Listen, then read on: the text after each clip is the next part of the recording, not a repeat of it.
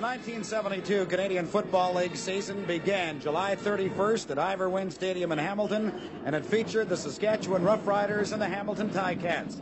Who could have guessed that they would be meeting in the national final?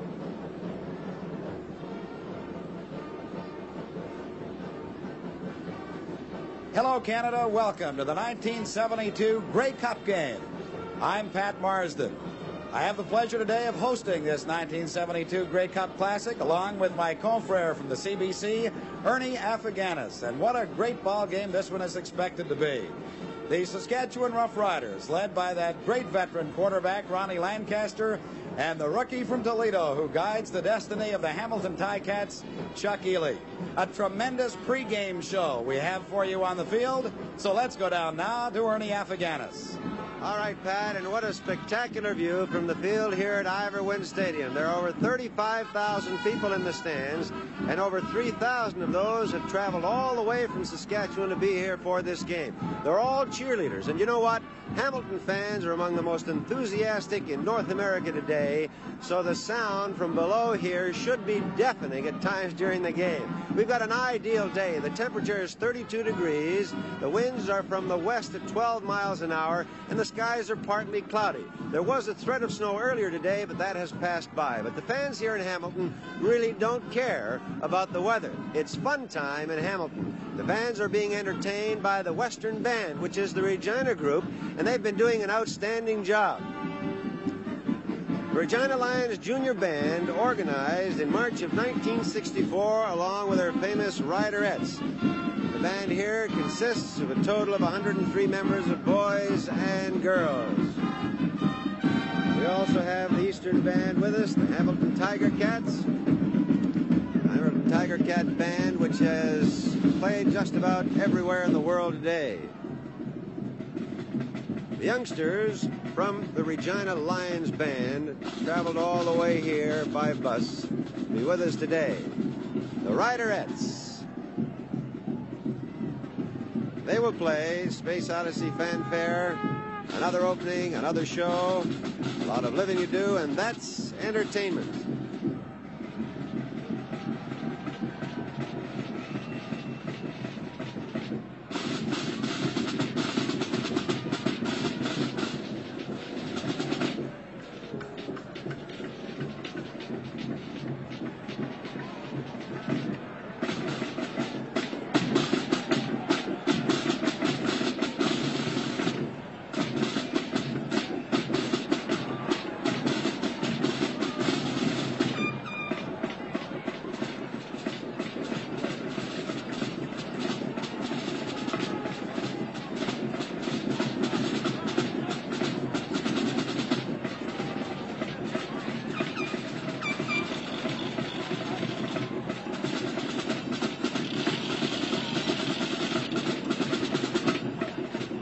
This band has received outstanding awards, the Riderettes and the Regina Junior Lions Band, and they've been invited to Pasadena for the Rose Bowl Parade.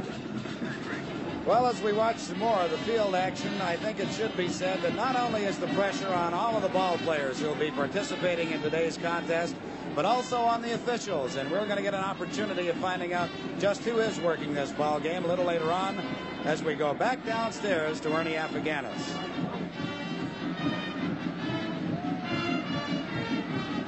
Regina Lions Band with the Riderettes and the Hamilton Tiger Cat Marching Bands.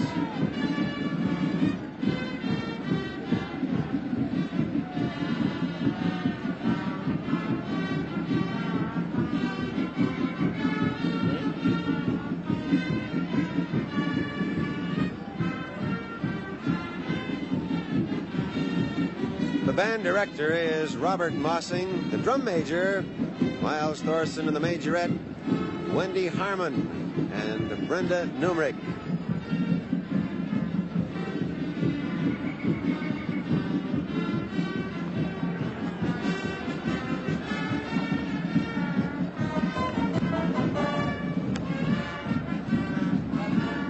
The coin has been tossed and Hamilton has won the choice. The referee, Don Barker, wearing 26, and line umpire, pardon me, Bill Fry are out there, along with the captains of both teams, Ronnie Lancaster, Bruce Bennett of Saskatchewan, and Garney Henley and Angelo Mosca of Hamilton. They're discussing the options, who will kick off, receive, and defend. And the referee, Don Barker, is there.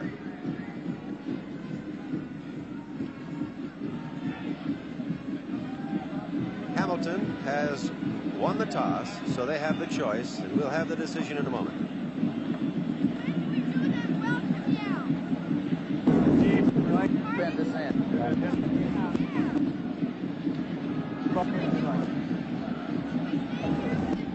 The traditional shaking of hands, and they're ready to play, and they will be in a few moments, and we'll get that official decision.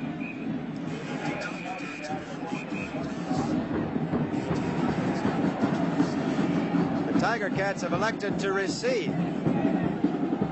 So Saskatchewan will kick. And that's all the information we have at this moment.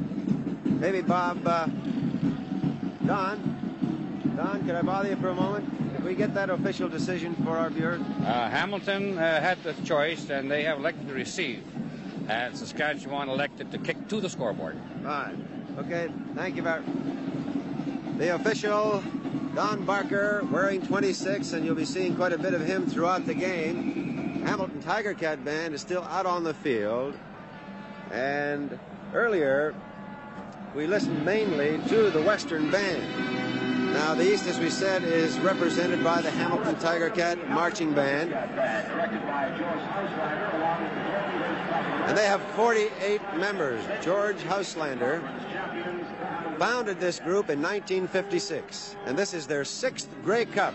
An outstanding group, and they have played just about all over the world. They have been to the Rose Bowl, and it's a wonderful day like today. He's right.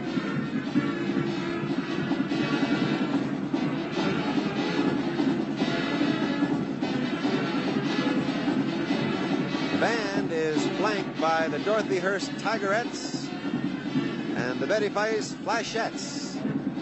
Flashettes on the right, Tigerettes on the left. Very pretty group of girls that have combined for this Grey Cup opening show.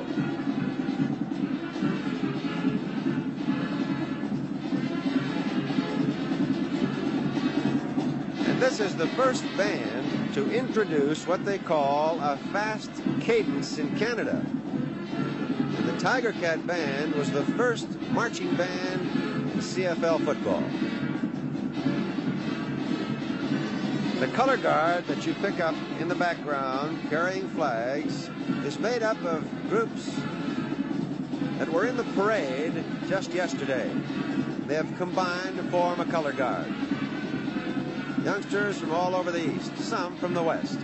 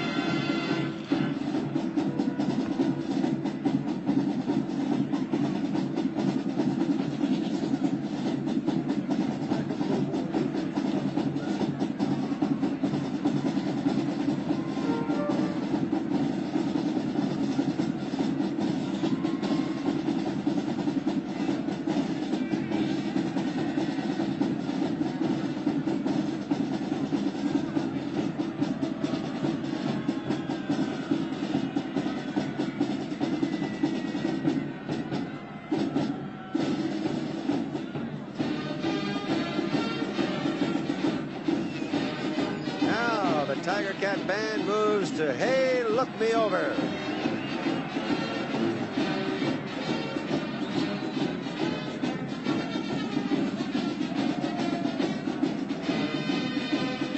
Flashettes and Tigerettes continue with the baton twirling. know, these young ladies have been out here for the past 5 days working on these routines, and early this morning when it was very cool and brisk. Still going strong, still happy, smiling, enjoying what they're doing here today for this tremendous Grey Cup crowd at Ivor Wynne Stadium in Hamilton.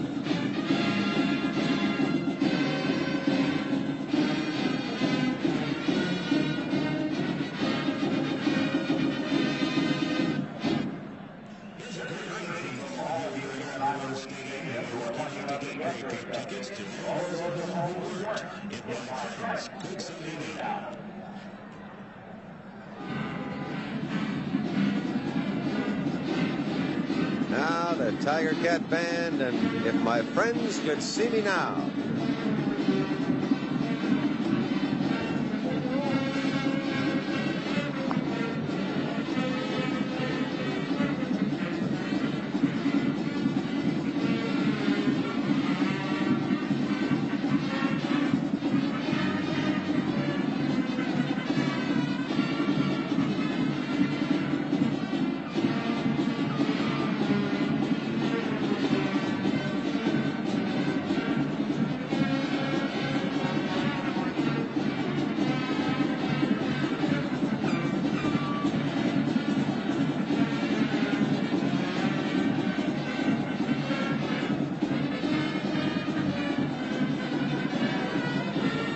Hey, look us over, and if you could see me now. That's what the city of Hamilton has been saying to Canada, and boy, what a tremendous job they've done all week long.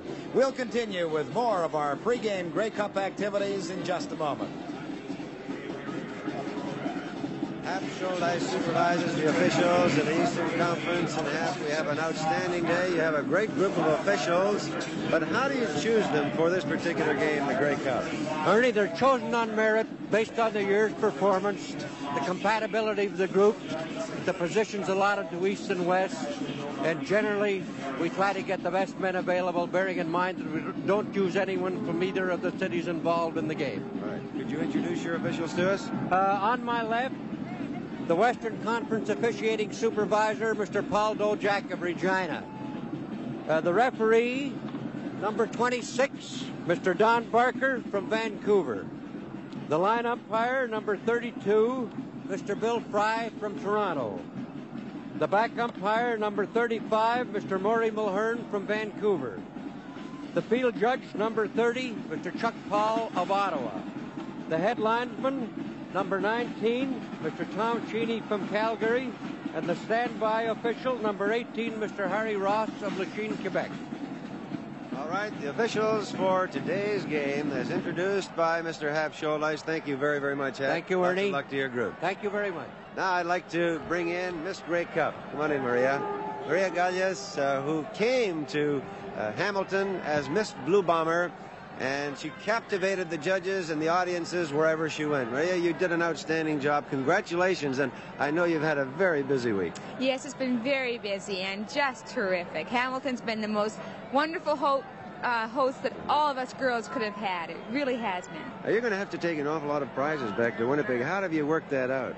I think that we're going to just get Air Canada or whoever the girls are going back with, and we're going to have them all shipped back. There's no way we can take them. Santa Claus has come every single night for all of us.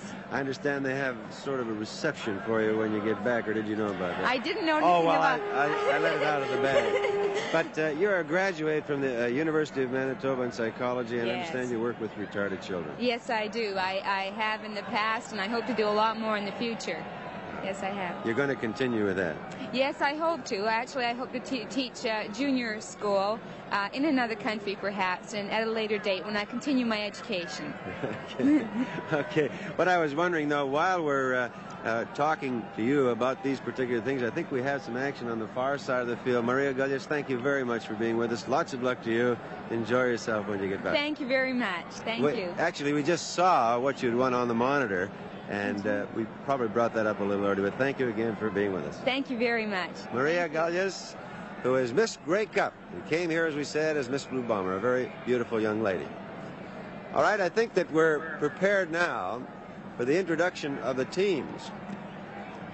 And you know, these teams have fought their way through just tremendous seasons in order to get here. Ladies and gentlemen, in a few minutes, East and West will meet for the Grey Cup. Hamilton and Saskatchewan have defeated all other opposition for the right to meet in this 1972 championship final. To introduce to you the Saskatchewan offense. At center, wearing number 42, Larry Bird. At left guard, wearing 53, Jack Abensham. At right guard, wearing 57, Gary Brandt. At left tackle, 59, Ralph Galloway. The right tackle, wearing number 67, Clyde Brock.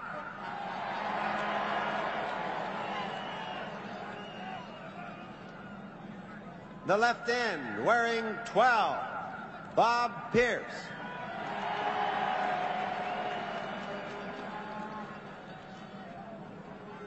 The right end, wearing 21, Al Ford.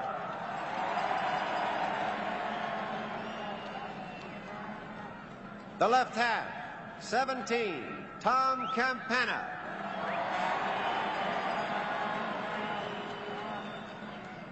The right half, wearing number 26, Bobby Thompson. The fullback, wearing 34, George Reed.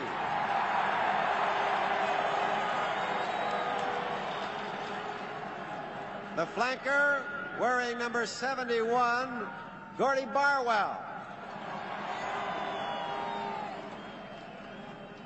And the quarterback, 23, Ronnie Lancaster. This is the rest of the Saskatchewan team and the head coach, Dave Sprine, the Western champions.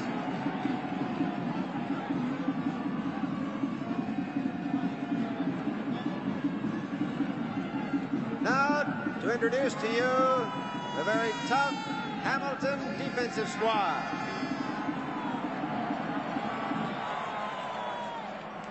At left end, wearing 65, Gary Inskeep.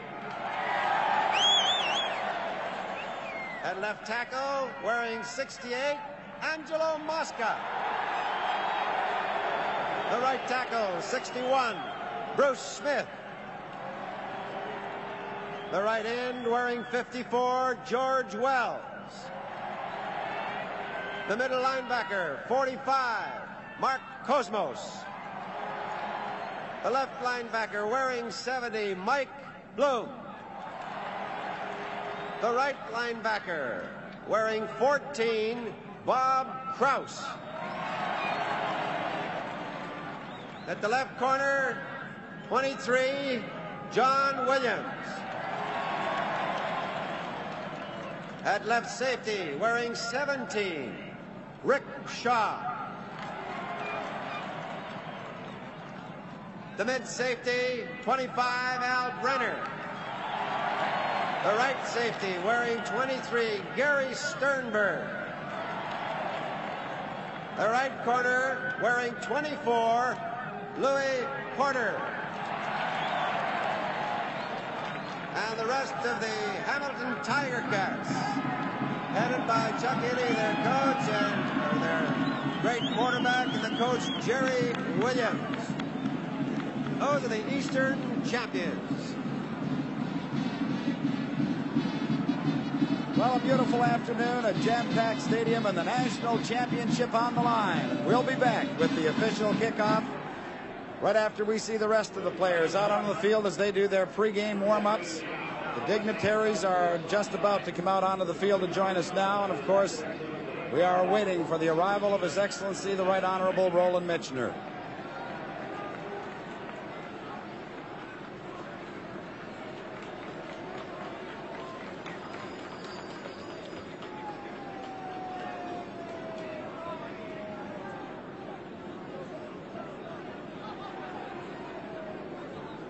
Governor General, Mrs. Michener, and you can see Commissioner Jake Gadar in the background. The official party, and in just a few moments, God Save the Queen.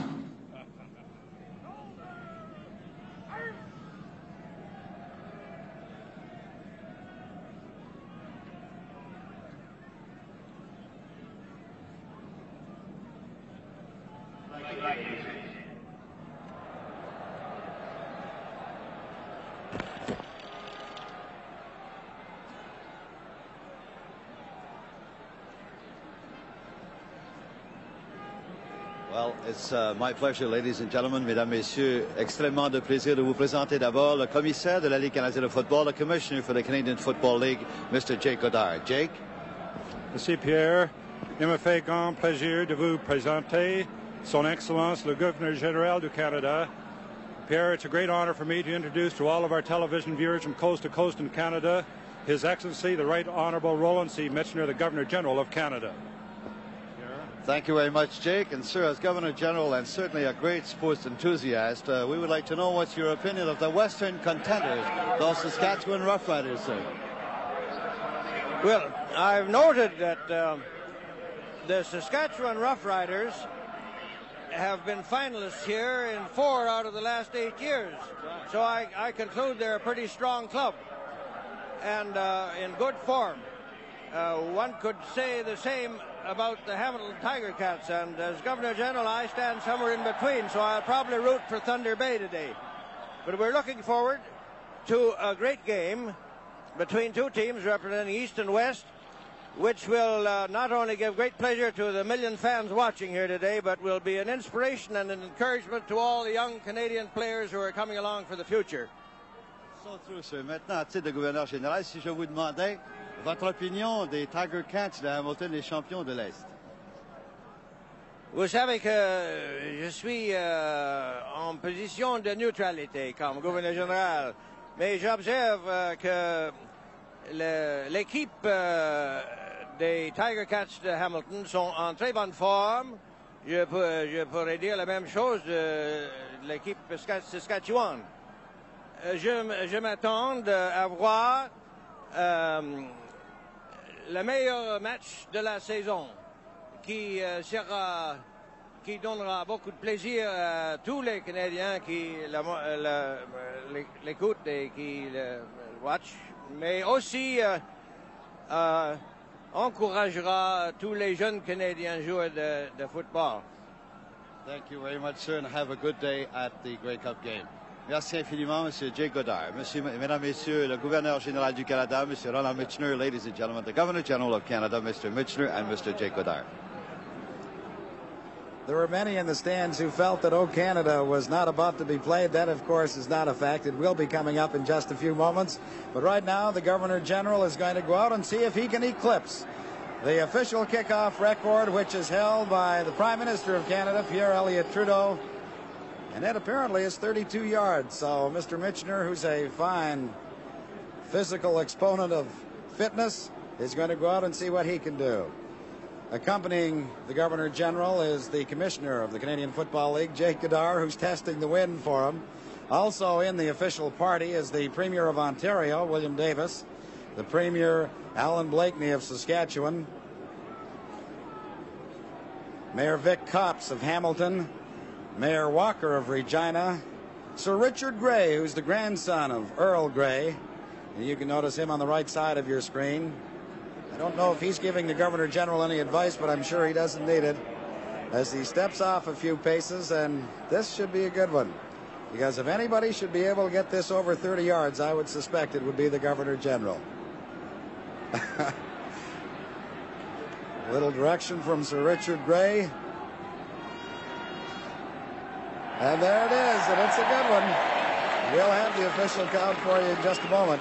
Incidentally, also out at midfield is the president of the CFL, Bill Clark, Festival Committee Chairman Jack McDonald, and Miss Grey Cup, Maria Gulias from Winnipeg. 28 yards, but I think really the wind must have played a factor in that one, because it looked pretty good coming off the ground. Incidentally, the national anthem will be sung by Bobby Curtola, Canada's international singing sensation, and that is upcoming momentarily.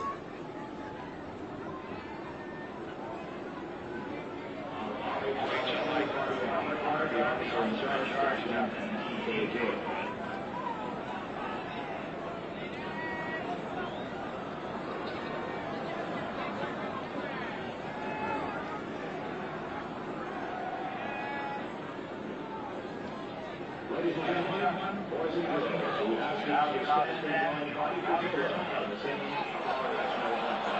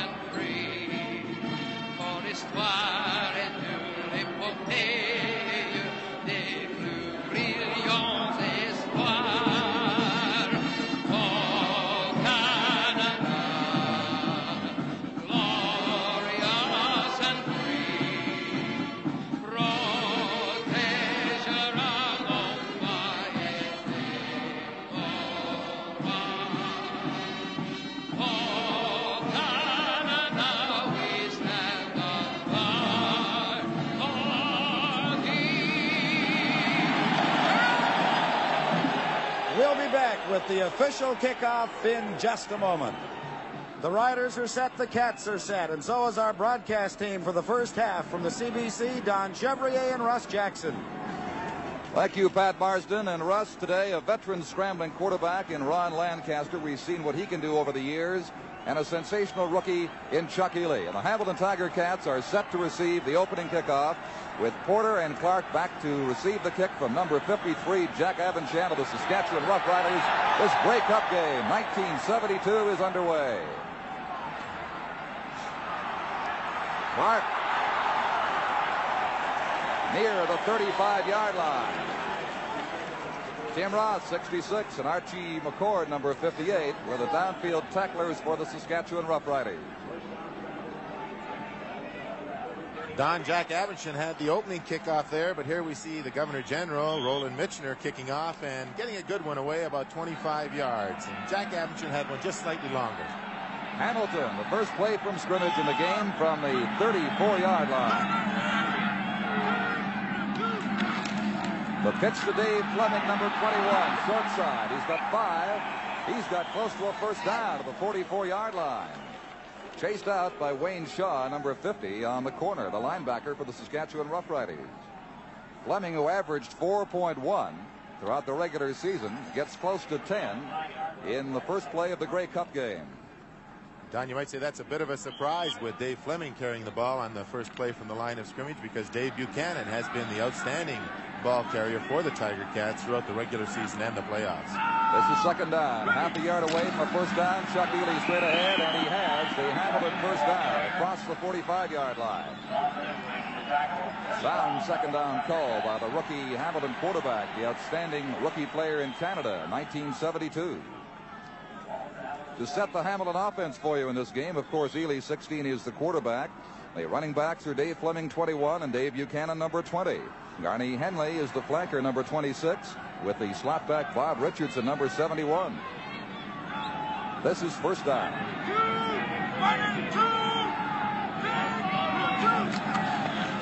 Ely, the draw. Buchanan near center field, the 54-yard line. Going to have a gain of 8 on the play. It was stopped by Charlie Collins, the ex-Montreal Alouette, number 31, on the corner for the Saskatchewan Roughriders. And Buchanan is still down. Dave Buchanan, the leading rusher in the East, injured on his first carry of this Grey Cup game. And a concerned Jerry Williams on the sidelines. He can ill afford to lose Buchanan, certainly this early in a Grey Cup game. Helped to his feet now and making his way slowly across field to the Hamilton Tiger Cat bench. Might see it again, Russ, as to what happened to Dave Buchanan on that play. Well, from the end zone camera, we see Chuck Ely here going back now and running this draw play straight up the middle. And actually, the Regina Roughriders were in a man-to-man defense on the right-hand side of their defensive front wall, and that gave Buchanan plenty of room up the center. Dick Wesolowski is in there, number 27, replacing him. Throws a block for Ely, who's loose at the 45. The Saskatchewan 37-yard line. 19 yards, the length of that game. Bruce Bennett, one of the deep backs, the safety, number 30, made the tackle. Well, one of the things they've been talking about all week, Don, is that they must keep Chuck Ely in the pocket, and this time he rolled straight out. He had no intention of throwing that ball at all. And Dick Wesolowski got out in front of him, got tripped up, and then Chuck Ely came around for the big game. But he had no intention of throwing that ball from the time he took it from the center. Some of that planned scrambling they talk about with respect to Ely and the Tiger Cats this year. Now he misses an assignment, one of his backs. This time he's got to bail out, and he can't. Wyshynski has him back at the 43-yard line, number 27. The loss is going to be 6 yards on the play. Don, I think that was Chuck Ely's mistake there, because all the line and all the backs went to the left. Chuck Ely went to the right, and there was no one to hand the ball off to. And he took a pretty good stick in there after they got him. Dave Strine, the head coach of the Western Roughriders. Good news for Hamilton fans. Number 20, Buchanan, is back in there.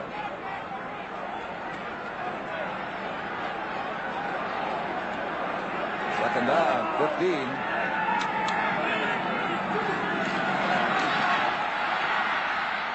Ely for Henley, it is too far.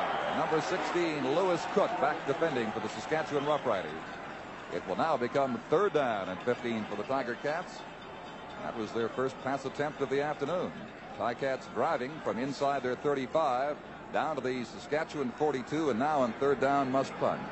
The Hamilton punter is Bill Van Berkeley, number 10, with a seasonal average of just under 40 yards, 39.1. Steve Moeller, number 19, and Jim Walter, 25, near the goal line. With the wind, a good kick to Walter at the 4. And Walter out near the 11-yard line. 38 yards was Van Berkeley's kick, and Jim Pappai, number 51, made the stop for the Hamilton Tiger Cats. And Walter is still down. Some injuries early in this Grey Cup game, one each way. Buchanan came back for Hamilton. And now Sandy Archer, the veteran Saskatchewan Rough Rider trainer, administering to Jim Walter, number 25. Well, Don, they talk about field position in these important ball games, and last week in the semifinal or the final game, the second game of the finals, the Hamilton Tiger Cats did exactly as they've done this afternoon. They received that opening kickoff and they marched that ball out of their own end and then punted the Ottawa Rough Riders deep in their own end, and were able to maintain them in their end throughout the remainder of the ball game. And this field position again today is going to be a very important factor. Jim Waller's okay, just winded out to the bench. This is Ron Lancaster with Saskatchewan's first play of the game. Bobby Thompson can't get outside at the 12. He's contained with a gain of 1 yard by George Wells, number 54. From New Mexico State, and of course the Toronto Argonauts, playing in his second consecutive Grey Cup game. Last year with Toronto. Another injured player out there. The score is Saskatchewan nothing and Hamilton nothing, and the 1972 Grey Cup game continues in just a moment. The injured player was Jack Abenshan for the Saskatchewan Roughriders, their starting left guard, and now Archie McCord, number 58, has come in to replace Abenshan for at least this one play coming up. It is 2nd and 9 at the 12-yard line of the Saskatchewan Roughriders. Campana and Reed lined up behind Lancaster.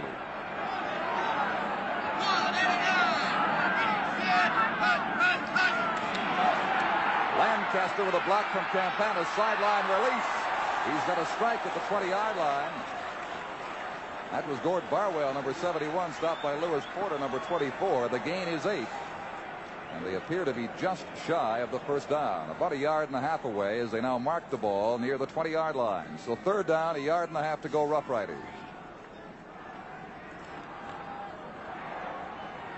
This will send Clark, 15, and Sternberg, number 33, back in the punt return combination for the kick from the Saskatchewan Rough Riders. Bob Pierce, number 12.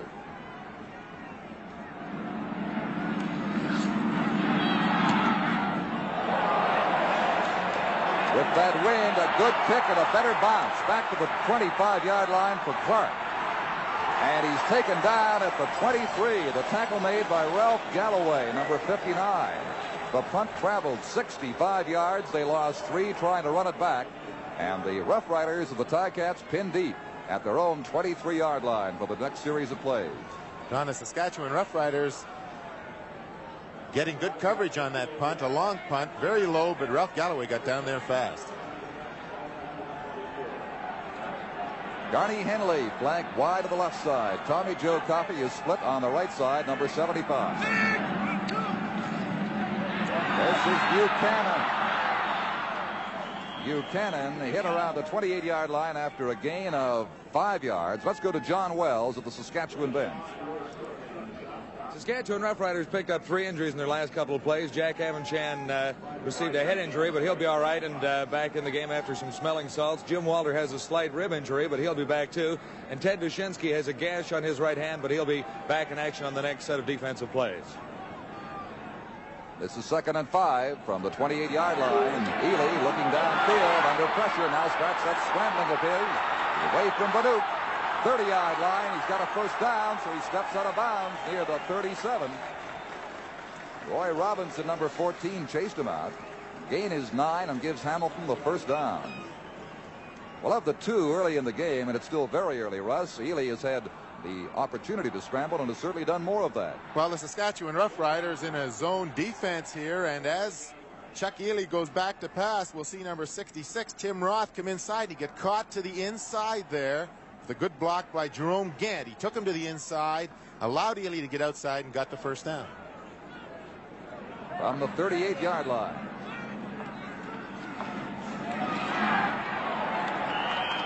Gain will be about 2 yards.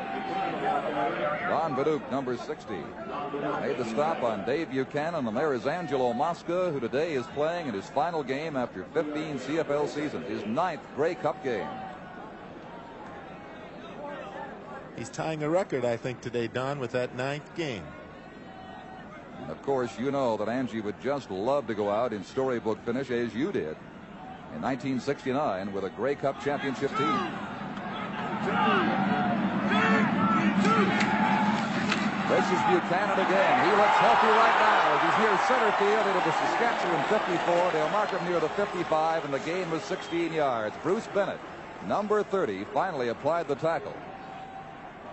Early in this ball game, it appears that the Hamilton Tiger Cats are going to try and get outside that Saskatchewan defense. They've been doing it since the opening play when they sent Fleming wide, and up until this play now with Buchanan taking that short pitch out and just trying to get wide and get around that end and put the pressure on the outside, the corners of the Saskatchewan defense. Buchanan's averaging 8 yards a carry, 4 tries, 32 yards in this Grey Cup game.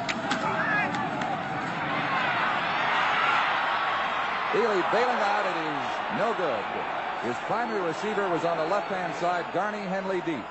Richardson was in the area, but nowhere near the ball. So it becomes 2nd down and 10 from center field. No score in this Grey Cup game. About the halfway mark of the first quarter. And it must be quite an experience for young Chuck Ely. He said his biggest game until today was the All-American Bowl, and I think he's finding out that the Grey Cup game is a much bigger contest than that. Richardson comes left with Coffey for the 2nd down play.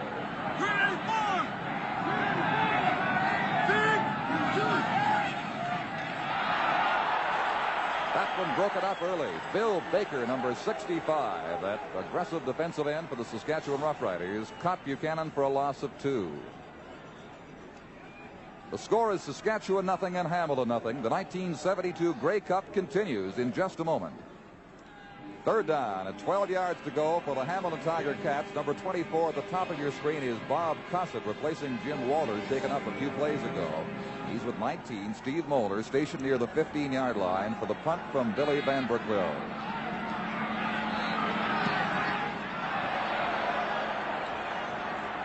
Cossett up to the 19-yard line. A 4-yard return met by Gord Christian, 72, and Tony Gabriel, number 77.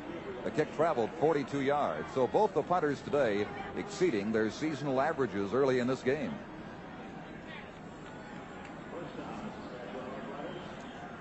Seven minutes and 10 seconds to play in the opening quarter. And Avanchan is back in for Saskatchewan. That's good news for the Western champion.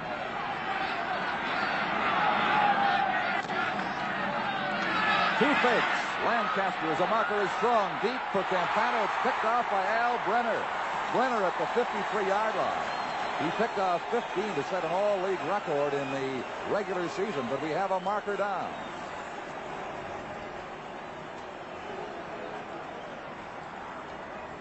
Lancaster faking to the back now and trying to run Campana down the seam with the Tiger Cats in his own defense, but Al Brenner, number 25, who's been doing it all year, moved in front of Campana, and Lancaster actually didn't throw that ball far enough, and Campana made the tackle. Penalty against Saskatchewan for holding, and it is turned down naturally by the Tiger Cats, and they have a 1st down now on the Saskatchewan 52-yard line. Richardson on the right side with Coffey. Garney Henley, the flanker, is loose on the left. Fleming and Buchanan are setbacks. Dave Fleming finding his way down to the 49. The gain is going to be 3. Was stopped by Ted Dushinsky, number 27. So the first real turnover goes to Alan Brenner, the guy who did it so often all season for the Hamilton Tiger Cats.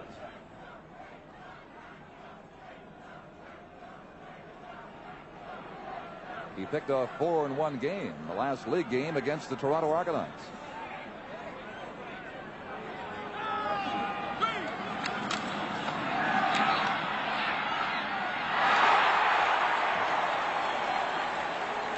Canada's outstanding player, Garney Henley, makes the catch at the 33-yard line. The gain is 16. Robinson brought him down.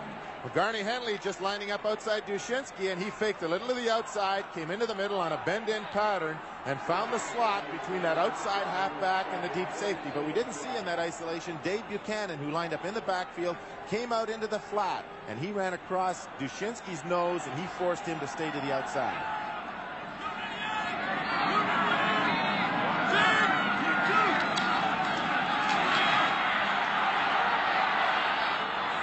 Wide open is Tommy Joe Coffey, and stepping out at the Saskatchewan 12-yard line. What happened there, Russ? Coffey got away from that Saskatchewan coverage. Well, the big situation there was Chuck Ely dropped straight back, and as the rush came on, They turned Bill Baker to the inside, the left defensive end, and Chuck Ely then rolled around him. It's what you call a drag pass in some terminology, where the quarterback goes straight back, lets the rush come to the pocket, and then they try and turn that defensive end to the inside. And they did that to Bill Baker that time. Let Ely to the outside. The corner must come up for Ely, and Tommy Joe just drops in behind him. Moved the ball some 37 yards in 2 plays. That was a gain of 21. Buchanan. He cannot get away from Tim Roth, number 66. The loss back to the 16-yard line. Loss of 4 on the play.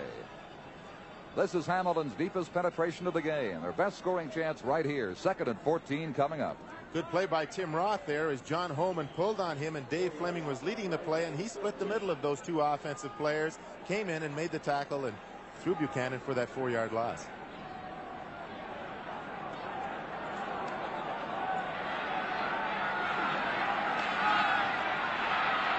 Five receivers downfield. That is a touchdown for Dave Fleming, number 21, as the Saskatchewan Roughriders protested. But the official right there said he was inbounds, but he made the catch, and that's what counts. Just a great catch by Dave Fleming here, who went down with Roy Robinson, number 14, covering him man on man. And he turned to the outside and had Robinson turned a little to the inside. He had Robinson turned in, and it was questionable whether he caught the ball inbounds or out of bounds. And the official right down the line called him inbounds for the first scoring points of the game. Ian Sutter will attempt the point after for the Tiger Cats.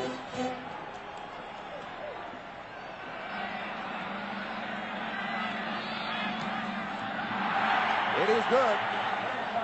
So Hamilton off to a converted touchdown lead, 7-0. 4 minutes and 16 seconds left in the opening quarter. And on the scoring drive, they marched 52 yards. 3 passes, 2 rushes, getting 3 first downs along the way. Capped by that 16-yard pitch from Ely for Dave Fleming.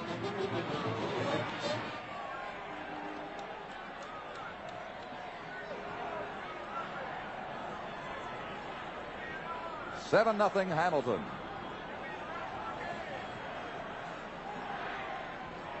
And congratulations all around to that Ticat bench for number 21. Ian Sutter getting squared away for the Hamilton kickoff. Tom Campana, 17. Bobby Thompson, number 26. Into the short zone near the 20-yard line. Steve Molnar. Molnar is taken down across the 30-yard line. Bob Krause, number 14, made contact, and he was grounded just outside the 30. We'll make it the 31. Return was 11 yards.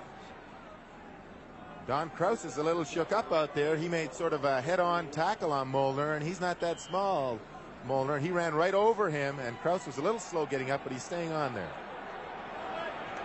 Saskatchewan still in search of their first down of the game.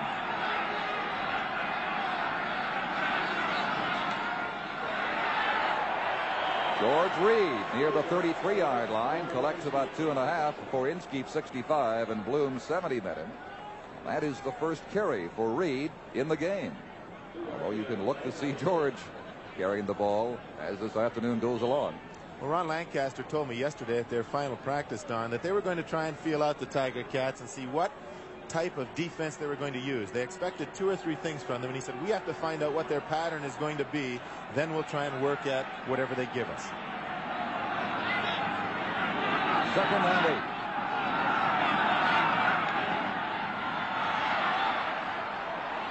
Open is Barwell, and he steps out ahead of the first down marker. This will be Saskatchewan's first down of the game. 9 yards was the gain. And this is what we felt the Saskatchewan Roughriders might be doing today, Russ, and that's working those very short sideline out patterns. And so far, that's been their biggest play. Well, this is what the Ottawa Roughriders did in that first game of the 2-game total point, with Lewis Porter and John Williams playing up so tight and basically in a zone defense. They must retreat very quickly to get deep in that zone, and therefore an outside receiver who goes down about 7 yards and breaks to the outside does have an advantage on them.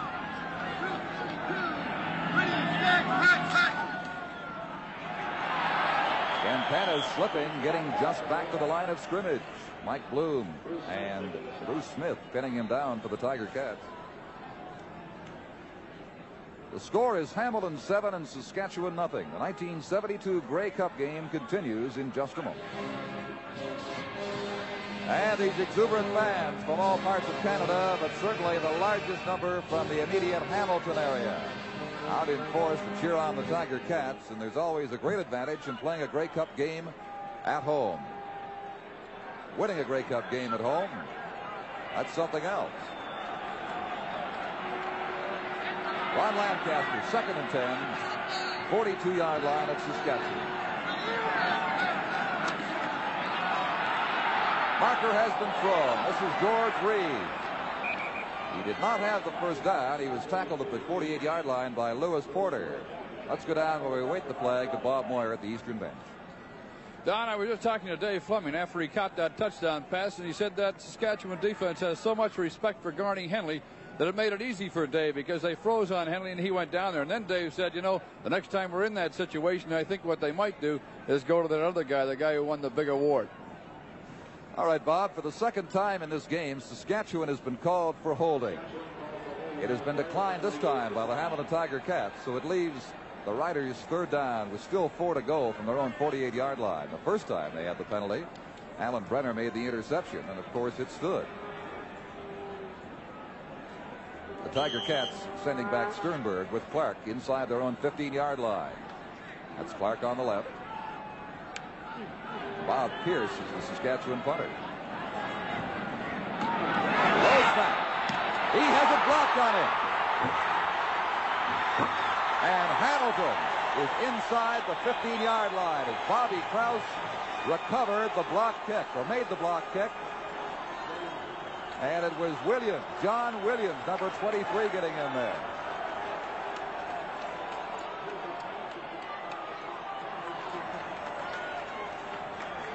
Here we see this block punter. We don't see the low snap that Bob Pierce isn't getting. The ball bounced to him. He fielded it, and then it was blocked now by Krause, number 14, and John Williams, who was coming in from the left side, picked it up, and Pierce made the tackle. And he was complaining that he took the ball away from Williams. But here we have the second big break for the Hamilton Tiger Cats. 1st and 10 on the Saskatchewan 15.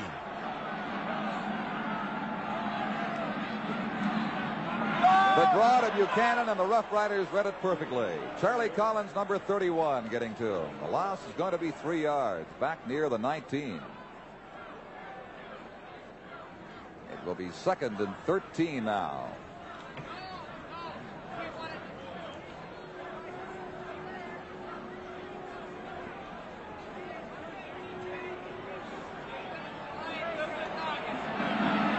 Baker, Banuk, Perdoni, and Ron all dig in.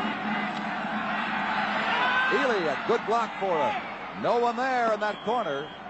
The closest man to it was Ted Dushinsky of the Saskatchewan Roughriders. Dave Fleming had been the intended pass receiver, but he didn't reach the area of the ball. Well, both Fleming and Garney Henley, who had gone out to that side, looked at each other after the ball was thrown, and I'm sure each of them thought the other one was going to the corner, and as Chuck Ely put it out there was just no one there.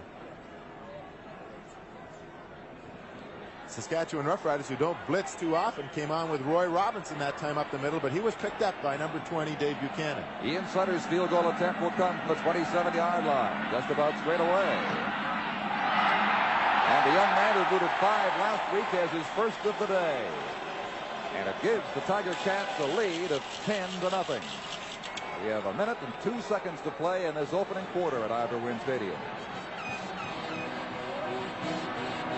27-yard field goal by Sutter. The converted touchdown scored by Dave Fleming, and it's been all Tie Cats in the opening quarter.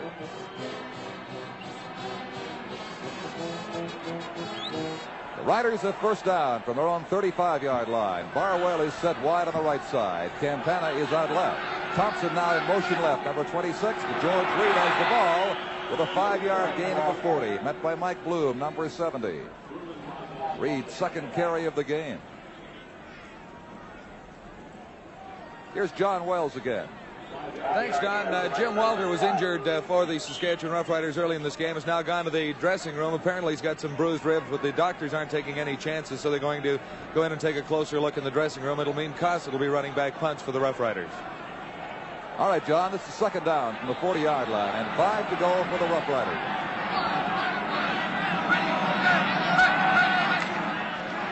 George Reed again, and he comes up with the first down, I believe, at the 45-yard line.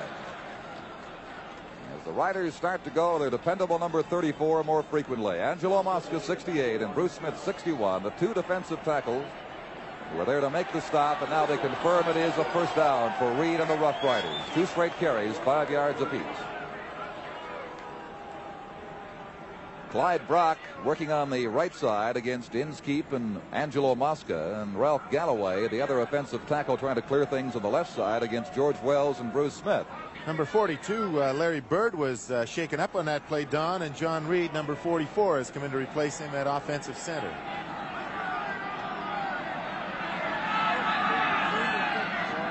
That was Saskatchewan's second first down of the game.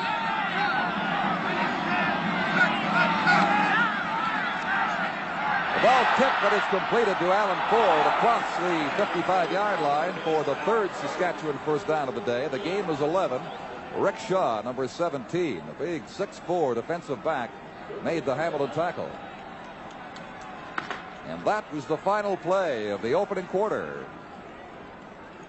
The score is Hamilton 10 and Saskatchewan nothing. The 1972 Grey Cup game continues in just a moment.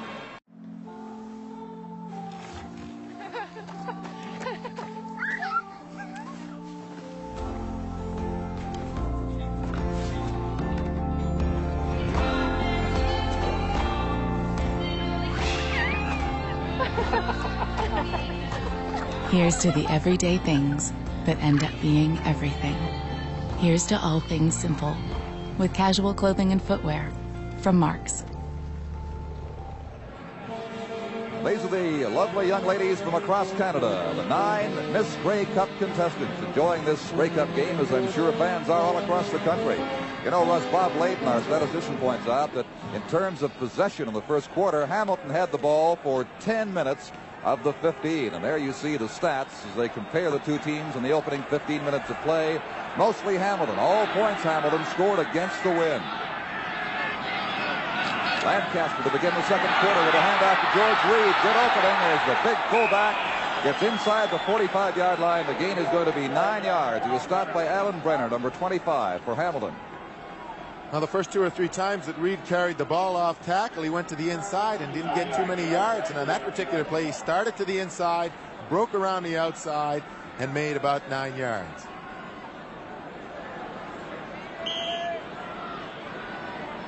With 1 yard to go, Don, the Saskatchewan team now going to their short yardage offense. They bring in those big backs, and you don't know which way Reed's going to go, but 90% of the time he's going to get the ball.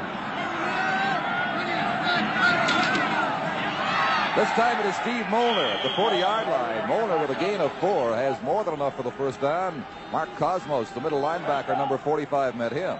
You know, Cosmos was saying before the game it was a real challenge to him to be confronting George Reed, as Wayne Harris has done over the years in the West.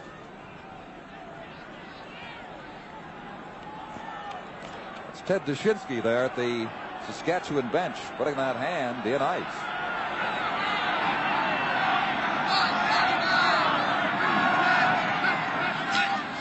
Pitch out to George Reed again. The big guy strikes the gallop. Brenner finally has him at the 20-yard line.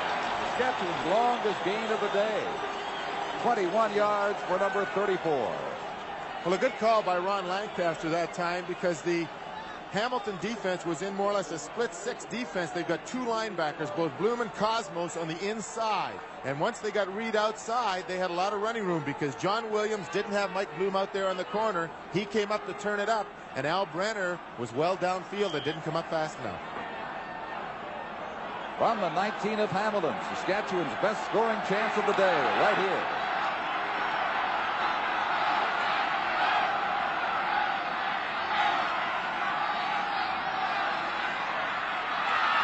This is Gordon Barwell. He has the first down near the 8-yard line. Lewis Porter, 24, and Al Brenner, 25, combined to bring him down as the Rough Riders get their offense moving.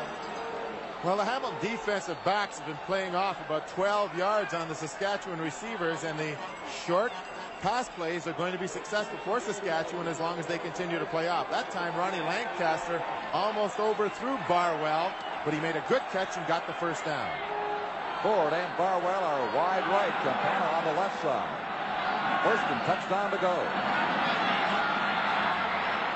There's the first Saskatchewan score of the Grey Cup game, Tom Campana, the West top rookie of 1972. Is he happy? As are Saskatchewan fans right across the country. Don Lewis Porter is a little upset because in that particular play, Bob Pierce ran to the inside, and he is complaining that he was screened off. We'll see Bob Pierce here now. He starts to the inside, and you can see that number 33 Sternberg gets blocked out of there by Pierce. And Lewis Porter, they were playing man-on-man, who was coming across, saw this, and he complained to the official, but the touchdown's going to stand. And we now have the score 10-6 with the convert to come. By Jack Avinchan. And there it is, a 10-7 Grey Cup game. You begin to wonder what the advantage of wind is all about because all the points have gone against it. The score is Hamilton 10 and Saskatchewan 7. With Russ Jackson, this is Don Chevrier as the Hamilton Tiger Cats deep receivers await Jack Avinchan's kickoff following Saskatchewan's first touchdown of the Grey Cup game. Porter 24 and Clark 15, awaiting this kick from Avinchan. The Riders went 75 yards to score in that last drive. Bouncing near the 10-yard line for Porter. Reversing his field, right side he'll try. And he could not get past his own blocker at the 25-yard line, and that is where it ends. A 15-yard return. Let's see that last Saskatchewan touchdown, Russ. Well, we don't see now, but we see Ronnie Lancaster going back, and the Tiger Cats are in a man-to-man defense. And Campana and Pierce crossed, and as Pierce came to the inside, he took Jerry Sternberg out of the play, who had to try and get to the outside to cover Campana and just couldn't make it. Lewis Porter was injured on that kickoff return. That's the fourth player we've had down in this game, and we've only reached the 3-minute mark of the second quarter. Porter appears to be in some pain. He was trying to avoid one of his blockers at the 25-yard line, ran up the back, and there he remained after the play. And now the Hamilton medical staff coming out to have a look at him. Well, it appeared that he was running behind George Wells there and tripped over him. And then number 58, Archie McCord, really drilled him as he was down there, and he is still down on the ground. Porter represents tremendous speed both ways and on kickoffs for the Hamilton Tiger Cats, so he's certainly a man they can ill afford to lose. Well, in that second game of the two-game total point, they used him on offense a great deal. They were playing both he and Garney Henley both ways. Garney Henley was being moved into the defensive backfield, replacing Sternberg. And then they had Lewis Porter playing on the opposite side from Garney Henley to try and give them some speed on both sides. So he will be missed, and he is still down on the ground. We've had 17 points scored so far in the game, and quite a few observers expected a low-scoring Grey Cup game. I must admit that I was one of them, but I think it's time to reconsider now because we've seen both these teams very capable of scoring in explosive fashion. Jerry Williams with Garney Henley has a right to be concerned now because you talk about Lewis Porter, you look around the Hamilton lineup, and the other speed is represented by number 26, Garney Henley. It will be very costly to lose one of these players.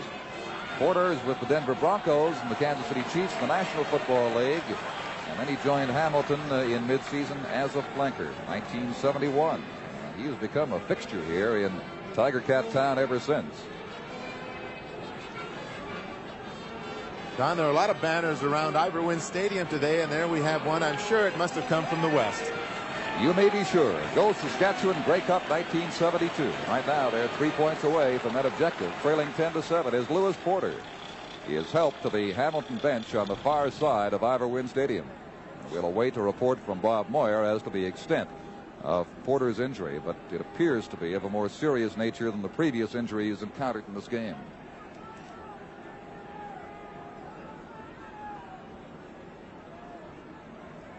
They played 2 minutes and 50 seconds in the second quarter. And as we mentioned previously, all the points, oddly enough, have come against the wind. Tiger Cats coming out for their first down just short of their own 25-yard line.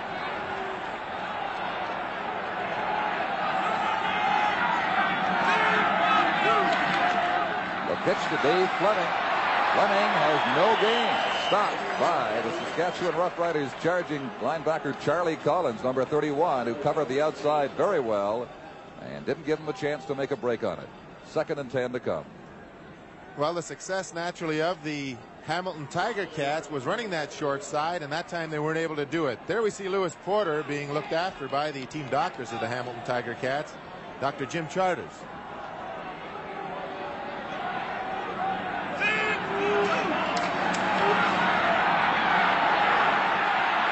Ely getting away from Baker, and wide open is Tommy Joe Coffey.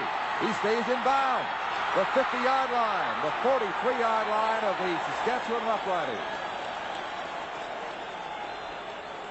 He might have stepped out. Let's see where they mark him. They're going to bring it back and charge 10 yards against it.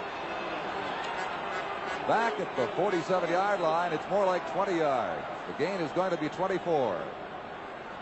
The Saskatchewan Roughriders on that play were in a blitz with Steve Sweetak, the middle linebacker, coming on. And number 65, Bill Baker, again led Chuck Ely to the outside. The pressure had been put on up the middle by the middle linebacker. And in a situation like that, you don't want to let that quarterback outside. And once Ely got out there, Tommy Joe Coffey was all alone. Very close as to whether he stayed in bounds. They said he did not, so it's from the 47-yard line. Ely looking. Then the short pitch to Richardson. Center field, the Saskatchewan 51-yard line, and that will be a first down for Hamilton.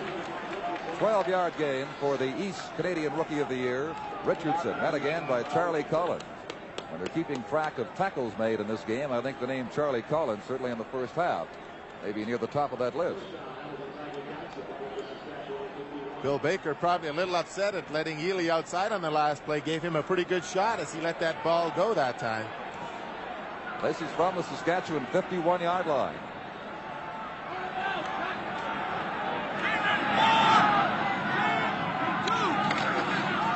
Dave Fleming away from one, and then surrounded at the 49-yard line. The gain is going to be 2. Rock Perdoni made the stop. Let's find out more about Lewis Porter now from Bob Moyer. Don, the doctor told me that they're really not exactly certain what is wrong with him right now. What happened was that one of the Saskatchewan players, in tackling him on that play, kneed him in the back. They don't think it's purposeful or anything. It's just the way the knees went into his back, and they're not exactly sure what they're dealing with at the moment. All right, Bob, this is 2nd down and 8 for the Hamilton Tiger Cats. 49-yard line. Ely has to hurry.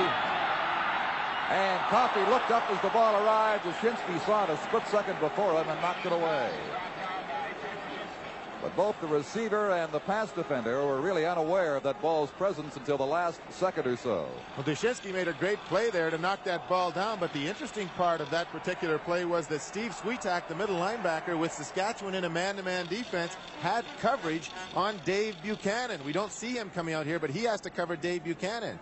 But here we see Tommy Joe Coffey and Jashinsky going up, and Jashinsky knocking that ball down. But that's a quarterback's dream, to get that middle linebacker on one of your fast backs. But Chuck Ely didn't pick that up. Ely now 5 for 9 on a total of 89 yards in passing in this game as Van Berkeley kicks on 3rd down. With the wind, down to Bob Cosset at the 10-yard line, and he was taken down immediately. A good downfield tackle by Tony Gabriel, number 77. The kick went 39 yards. The return was only 2, so they'll start from the 13-yard line with 9 minutes and 8 seconds to play until halftime.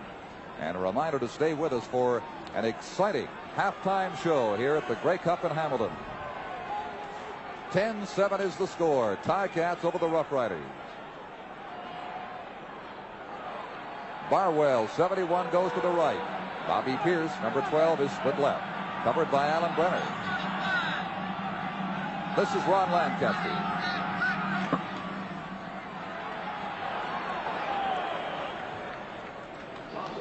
And that was Thompson getting across the 15-yard line to about the 60. The gain is 4 yards. Met by Gary Inskeep, 65. Don, the change with Lewis Porter out of there. Garney Henley has now gone into the defensive backfield and is playing that free safety where Al Brenner usually plays. And Al Brenner has now moved out to play that right corner spot. So Henley is certainly going to have to show what he can do both ways as Canada's outstanding player. 2nd down, Lancaster, a marker's thrown, wrong pass. Brenner's got the ball in the interception. No one there to stop him. He's into the end zone. Let's see what the marker was all about. Don, I think that George Wells jumped offside. That will bring it back.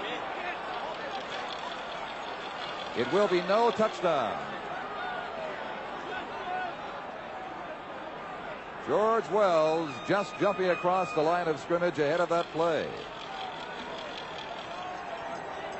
And they're going to mark it around the 21-yard line and resume play from there. But what a break that would have been. Brenner in open field making an easy interception. And there is the offside indication from referee Don Barker against the Hamilton Tiger Cats. Well, that's one of the plays you think you can run when you've got Porter and Williams out there. But again, here we have a situation with Al Brenner out there. And here we have George Wells going offside on that play, and he stayed down on his knees for a long time after that. But Al Brenner plays that corner a little different than Lewis Porter, and he was there when that pass was thrown. For the first down again, George Reed, the 29-yard line. They were second down and 2 to go after the 5-yard penalty. Reed gaining 7. Garney Henley back there on defense, made the tackle on Reed. Now as the game progresses, we're seeing more and more of George Reed as the top running threat for the Saskatchewan Roughriders. Not used in the early drives, coming on more and more every time the Riders get the ball.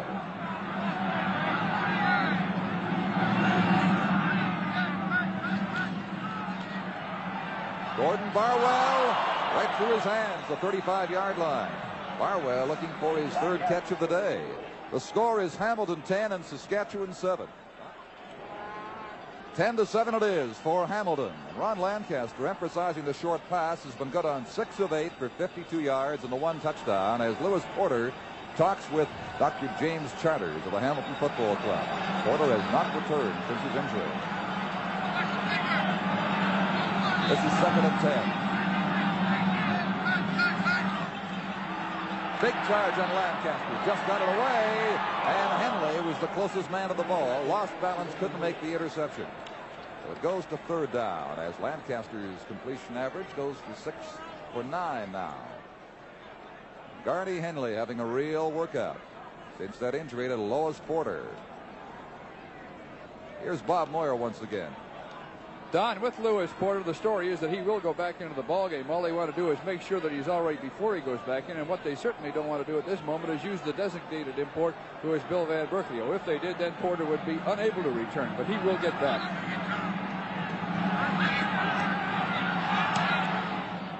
Bob Pierce's punt near center field. This is Clark. And at the Hamilton 52-yard line, Clark is taken out by Ralph Galloway, number 59, and Archie McCord, number 58. 10-7 score favoring Hamilton with 6.5 minutes to go in the first half. And some Hamilton support from Smooth Rock Falls. Where's that? You had to ask me that, didn't you? Where till I get my map here?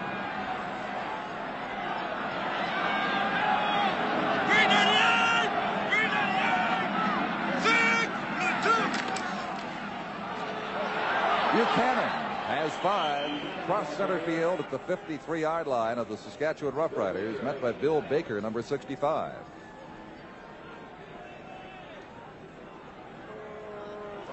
The Saskatchewan linebackers, Don, are jumping around a fair bit in there as Chuck Ely comes up on the ball, especially Steve Sweetak and Chuck Collins, numbers 51 and 31 respectively. They're trying to put a little more pressure on a rookie quarterback in a game like this so that he won't know exactly where they are lined up. We now have 3 linebackers lined up inside the defensive ends. Ely's got 5 receivers fanned out for the 2nd down play. The pitch goes to Buchanan. Buchanan is caught early. They do not have the first down. Might have lost the yard on that play. It was stopped by Don Banouk, right defensive tackle for the Saskatchewan Roughriders, number 60. So Buchanan now in 9 carries has 27 yards on the day, losing 1 right there. It is 3rd down and 6. Don Banouk got a good outside charge there because, as I mentioned just before the play started, the 3 Saskatchewan linebackers were all inside the defensive end. So those defensive tackles and defensive ends knew they could go to the outside, and he ran right into the ball carrier. Moeller is 19, Cossett 24, back near the 15-yard line for this kick. Again, a low snap, and Berkeley getting it away. Line drive type of punt to Cossett out to the 25-yard line, and the Saskatchewan Roughriders will start from there. The kick traveled 32 yards. Ken Ferguson made the tackle, number 52. Just over 5 minutes until halftime. 10-7 Tiger Cats over Rough Riders. And for December the 3rd, you couldn't ask for a better day than the weather we have right here at Ivor Wynne Stadium in Hamilton. 35 degrees, wind of 10 to 15 miles an hour, blowing from left to right as you watch this game.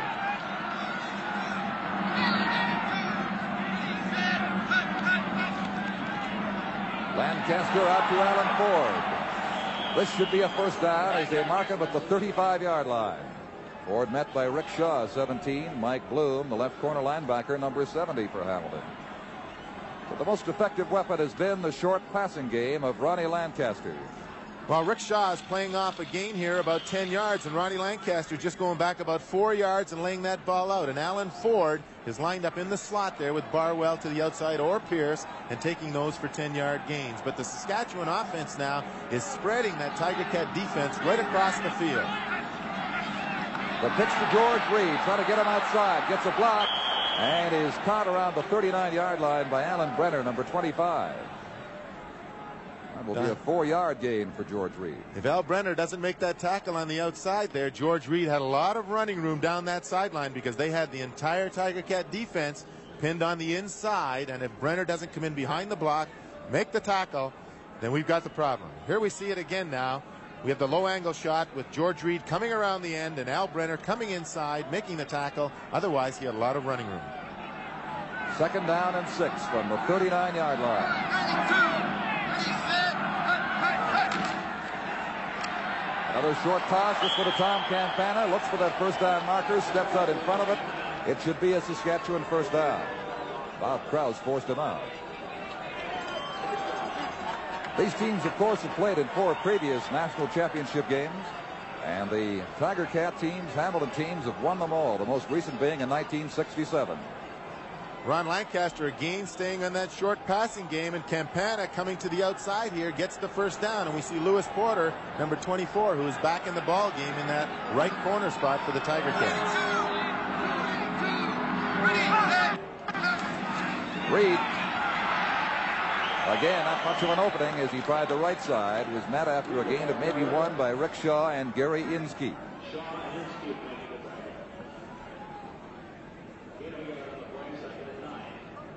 And characters of all types here in Hamilton.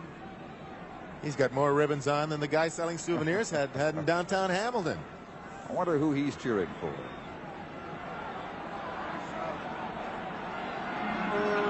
Just over 3 minutes until halftime. 2nd and 9. Alan Ford looks for the first down. He breaks a tackle to the 44-yard line. Ford stopped by Alan Brenner finally as he got loose on the first tackle and picked up a 20-yard gain on the play. That last completion was the longest of the day for Ron Lancaster, a 20-yarder, Russ. Well, Alan Ford again working on Rick Shaw. We see him coming up, number 17, and the key is he's coming up to make that tackle. They've got Rick Shaw off the line about 12 yards, and they're just working on that area now, trying to complete those passes for the first downs. But when Shaw missed the tackle, it gave Alan Ford plenty of running room. Dave Strine has seen Lancaster hit on 9 of 12 for 88 yards and 1 touchdown. He's having a fine day. This is George Reed, number 34, room outside, and he uses it down to the 34-yard line. He was clotheslined finally by Mark Cosmos, number 45. One of the few head-on confrontations between the battle lines we thought might be drawn. Cosmos, the linebacker, against Reed, the running back. George Reed going outside now, and Mike Bloom being fought off by the offensive block. And as George Reed comes in the middle, we'll watch Cosmos come across, and he clotheslined George Reed and took him right off his feet. Saskatchewan on the move with time to score. 2.5 left in the second quarter. The fake by Lancaster going back 15 yards. Still looking now, the escape on the right side. A marker's been thrown. The ball tossed out of bounds. A marker in the area of Big Angelo Mosca.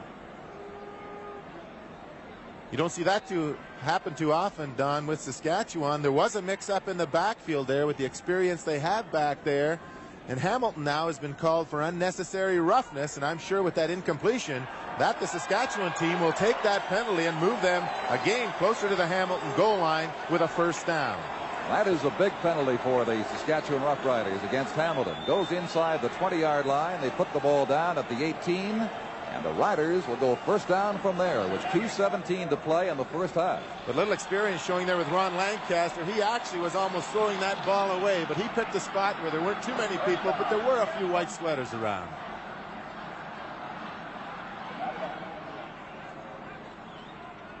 Team fell behind 10-0, and then Ronnie got that short passing game to work, and now Saskatchewan driving late in the second quarter.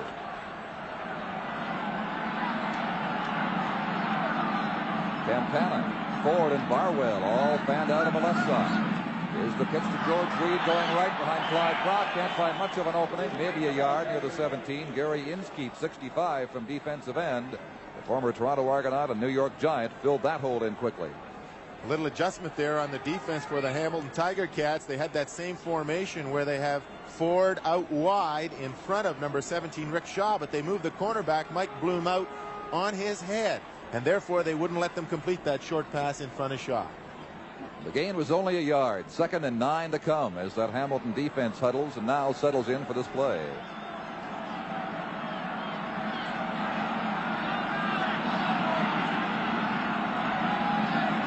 Yellow. Wide open is Campana, but he's got to find some yards. He does not have the first down. Stopped at the 12-yard line by Alan Brenner. And Saskatchewan is 3 away from the first down.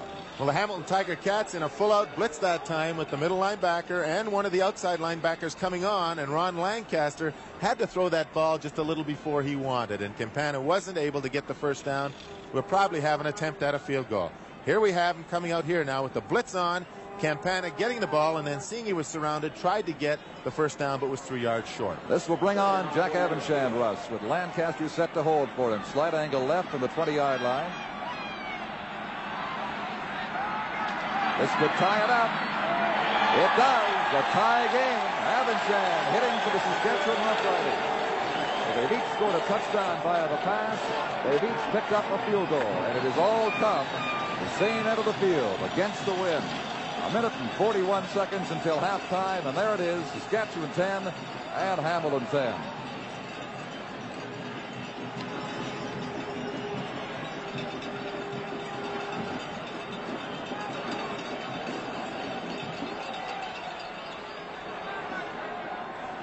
Jack Avenshan, of course, the highest scorer in Saskatchewan Rough Rider history, adding 3 more right there. And here's Chuck Ely getting the Ticats away to the 47-yard line.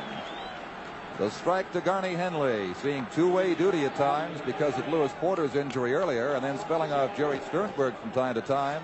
A busy day for Garney Henley. A good hit by number 24, Bob Cossett, as Henley caught that ball just curling into the middle against that Saskatchewan zone. And Saskatchewan's going to have to be careful they don't give up too many of those short passes. Otherwise, Hamilton could get close enough to attempt at least a field goal. Ely wants to lead back by the half. He shot for Buchanan, overthrew him. Bennett back there covering for the Saskatchewan Roughriders. Let's go to Johnny Wells now at the Saskatchewan bench.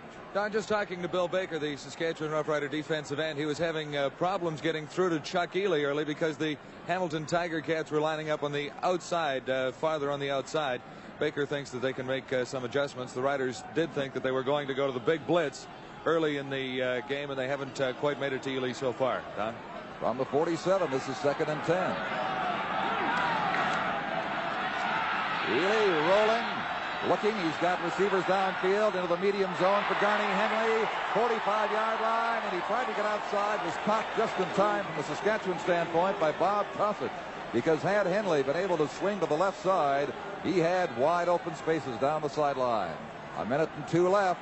The ball is at the 44-yard line, and Hamilton moving. Well, that's something that Chuck Ely's been doing all year. Once he starts to scramble a bit, he looks for Henley, and here we see Henley on the isolation. He never quits. He's always looking for an open area, and Chuck Ely always seems to look for that number 26, Garney Henley. The gain was 19. This is the draw to Buchanan, and in a real traffic jam. Contained back at the 49. The loss is 5.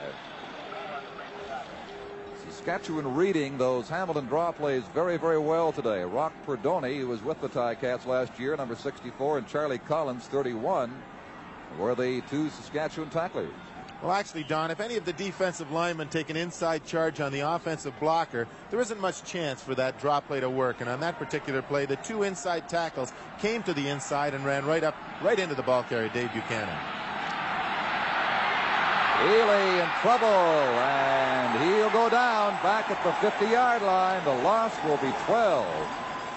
Tim Roth and Bill Baker, the two defensive ends, getting to Chuck Ely, and now we have only 27 seconds left in the second quarter. A couple of big plays by the Saskatchewan defense. Here we see 5 of them coming on, putting the rush on Chuck Ely, and the 2 successive losses that they put on the Hamilton Tiger Cats has put them out of range of any possibility of a field goal.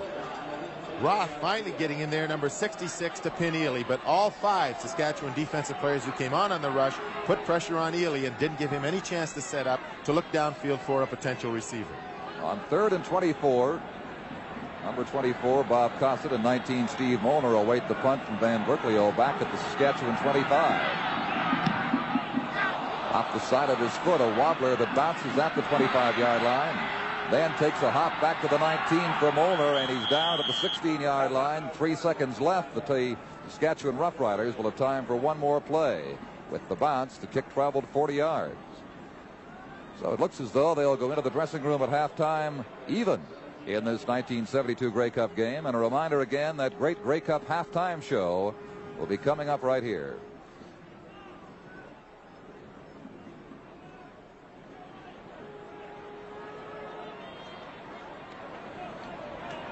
Bob Pierce comes out left. Gord Barwell, 71 to the right side. Thompson and Reed set behind Lancaster for what should be the final play of the first half.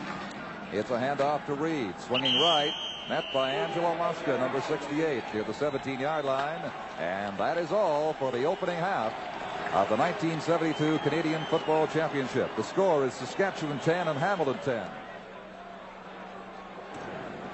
Special thank you to Don Chevrier and Russ Jackson for working the first half of this football game. It's all tied up at 10-10, and everybody predicted 72 would be one of the great Grey Cups of all time, and boy, we are right on schedule. The Saskatchewan Roughriders will be sending back Tom Campana, number 17, and Bobby Thompson, number 26, to receive. Waiting for the kickoff from the far hash mark for the Hamilton Tiger Cats, the youngster who turned 19, Ian Sunter, number 36, and the second half is underway. That's Bobby Thompson from the 16-yard line. He was up to the 40 and down to the 42-yard line. Bobby Thompson for the Saskatchewan Roughriders, a 49-yard kickoff and a 26-yard return. A 10-10 ball game, 8 seconds gone in the second half, and there's what happened statistically in the first 30 minutes. Now Saskatchewan will be 1st and 10 at the Saskatchewan 42-yard line. Lancaster, Reed, Campana, Ford, Barwell, and Thompson. Over to Tom Campana, who breaks to the 55-yard line. Keeps fighting all the way into the Hamilton 50. He picks up 18 yards. It is 1st and 10 for the Saskatchewan Roughriders. Well, again, Ronnie Lancaster going to those short men, picking things out, and you'll notice here Mike Bloom just runs away from this ball, and he's completely out of the play, and Tom Campana just takes it in, and Ronnie Lancaster finds him with one of those little short pro passes. Saskatchewan Roughriders going with the wind in the third quarter in a 10-10 ball game. First down at the Hamilton 50. Lancaster, and now we had a mix-up on those receivers as we had Barwell and Thompson both down there, and the ball was well in between them. What a great day.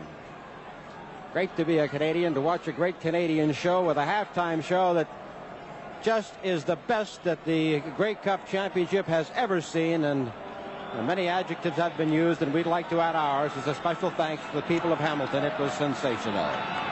2nd and 10, Saskatchewan at the 50.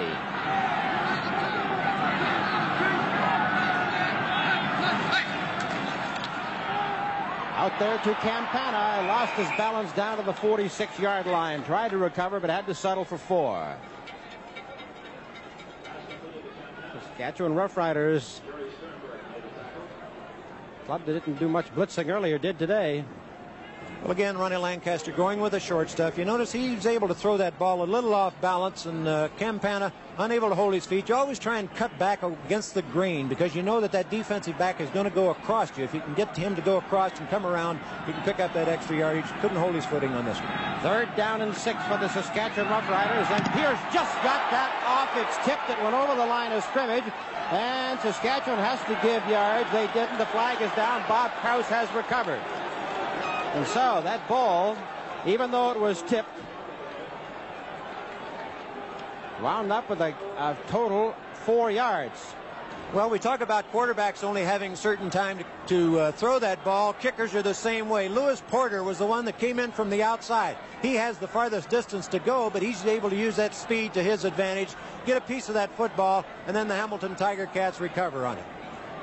Even though that ball was tipped, and even though it just got across the line of scrimmage, even if it goes only a half a yard over the line of scrimmage, you must give the no yards, and that, of course, was the penalty. You saw Saskatchewan backpedaling, trying to get away from the ball, but they were simply trapped. And so Hamilton takes over, 1st and 10, at the Hamilton 53-yard line.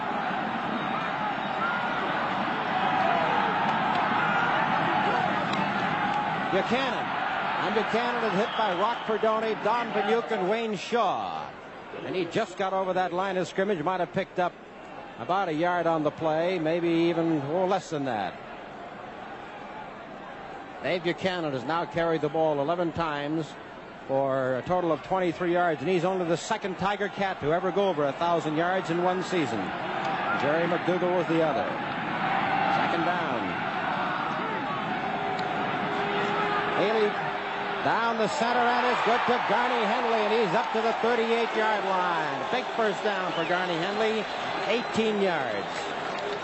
Well, let's take a look at the Shenley Award winner, Garney Henley, on isolation. And when you have a zone defense, your defensive backs have got to react more to that ball as it leaves the quarterback's hand. You notice here that he's able to take it in. Just a little curl-in pattern, not really pretty as far as running a pattern is concerned, but it's effective.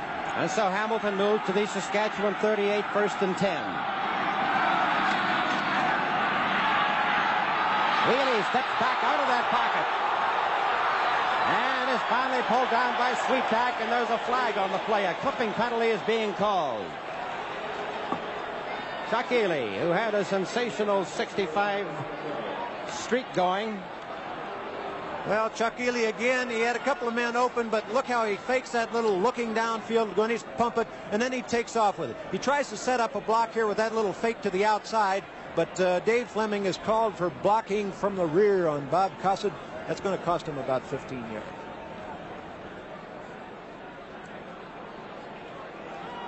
Ball is going to be marked back. There's the indication of the clipping penalty. And the referee, Don Barker of Vancouver. That'll bring it back 15.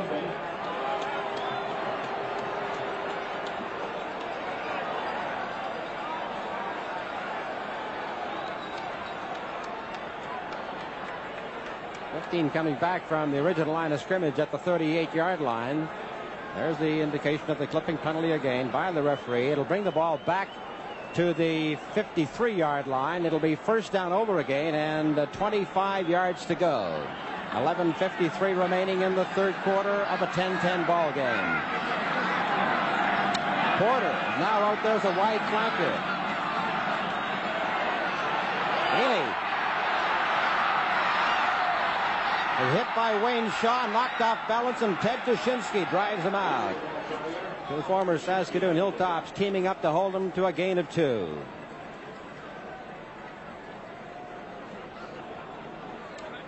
Hamilton Tiger Cats turning an interception on a blocked kick into 10 points in the first half. Saskatchewan marching back at a 75-yard drive and then kicking the field goal. Jack Avenchan made it a 10-10 ball game. 2nd and 23 for the Hamilton Tiger Cats at the Saskatchewan 52.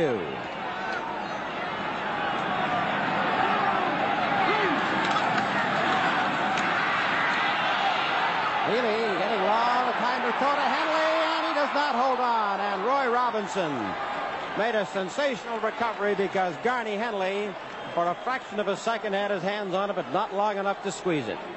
Well, it looked like he was going to put that one in his hip pocket, going for the bomb on this play. Chuck Ely looking to one side. It's a good quarterbacking job there. Looking to one side, coming back to the man, Garney Henley, and as you mentioned, Roy Robinson making a big play. I'm really surprised, though. We've gone through a whole half of a football game, and I don't think we've seen a screen pass. And you'd think that they would be doing that. There you got a chance to see it again from a different angle. Notice that ball just knocked away. And the 3rd and 23 from Van Berkeley. Kick is taken by Steve Molnar, and Molnar is down on the 19-yard line. 34-yard kick and a 3-yard return. So the Saskatchewan Roughriders, who have the wind in this third quarter, a club that has met the Hamilton Tiger Cats 4 times in Grey Cups. 4 times they've lost to Hamilton in Grey Cups, and they'd dearly love to break that jinx today. First down at the 20. Lancaster to George Reed, and he is knocked off balance as George Wells turned him back inside. Just got enough of his shoulder on her and dropped him. The score is Saskatchewan 10 and Hamilton 10. The 1972 Grey Cup game continues in just a moment. John, with the way the momentum of the game is going, you got Bob Pierce in your backfield. He was a quarterback in his days, and I know in practice watching him this week that he can throw that football. It might not be a bad opportunity to go with that halfback option. Well, I'm sure that each club has put a couple of those in that they haven't unveiled too often during the season, and they'll wait for the right moment. Now Saskatchewan, 2nd and 10 at their own 20-yard line. They have the wind.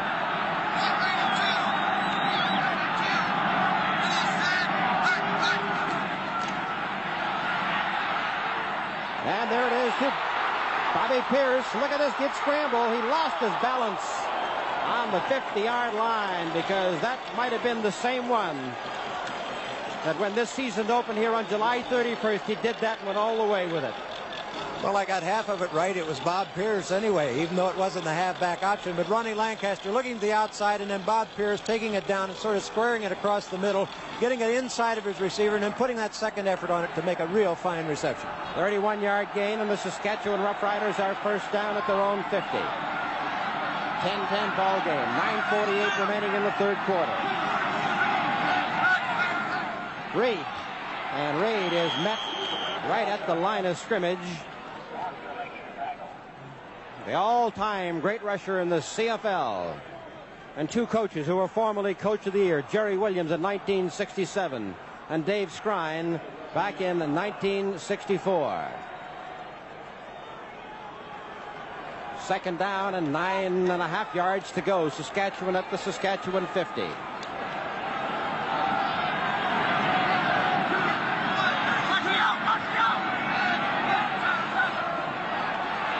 Lancaster has to hurry that throw, and it's pulled down at the 46-yard line. There's a flag on the play. The pass is ruled incomplete. They ruled that he trapped the ball. And there might have been an interference call going downfield.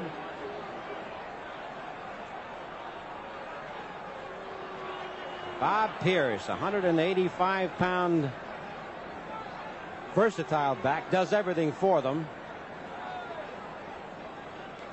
John, what happens, you find that your defensive backs give you the inside a little bit, and here they had that sort of switching pattern on again, and he was unable to complete the pass, but there was interference on the play on the far side, so they pick up the gain anyway. That moved the ball to the Hamilton Tiger Cat 48-yard line. It'll be first down and 10 yards to go for the Saskatchewan Roughriders as the leading trainer in years of service. Sandy Archer looks on at the Saskatchewan bench.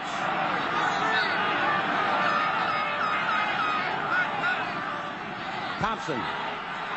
Bobby Thompson, number 26, into the 41-yard line, gaining 7 yards on the play. Thompson for Saskatchewan scored 7 touchdowns this year, but all of them were on the pass. 2nd down, 3 yards to go for the Saskatchewan Roughriders. In a 10-10 ball game, 8:23 remaining in the third quarter. Now Barwell, Ford, Campana all set out to the left. Thompson and Bobby Pierce to the right.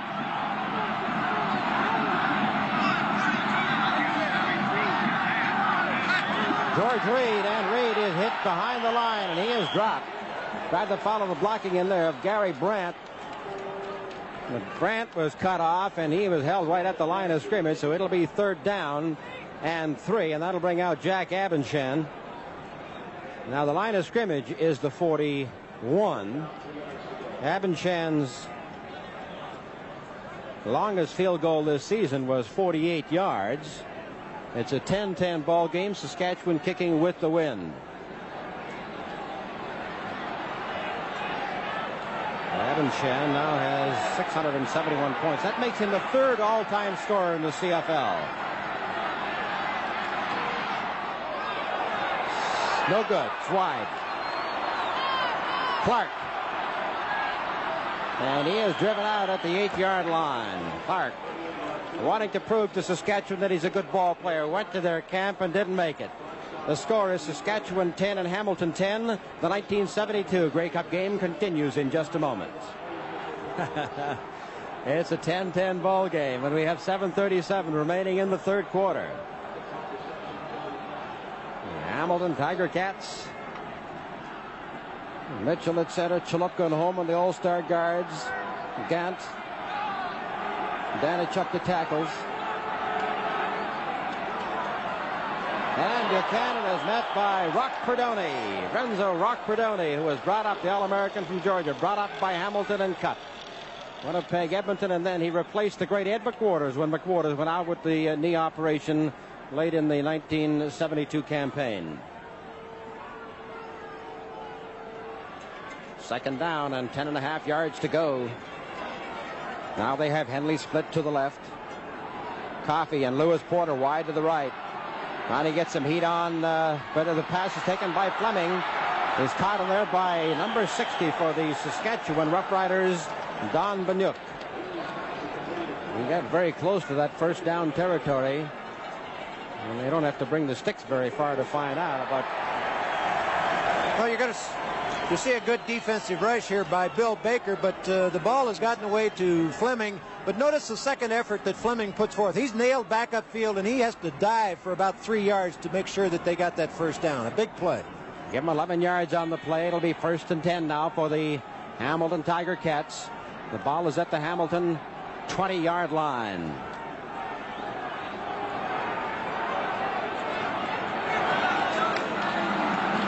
Healy. He's that inside open up. Look at him go. And he finally lost his balance and was dropped at the 39-yard line. Chuck Ely. Picks up 19 yards along the way.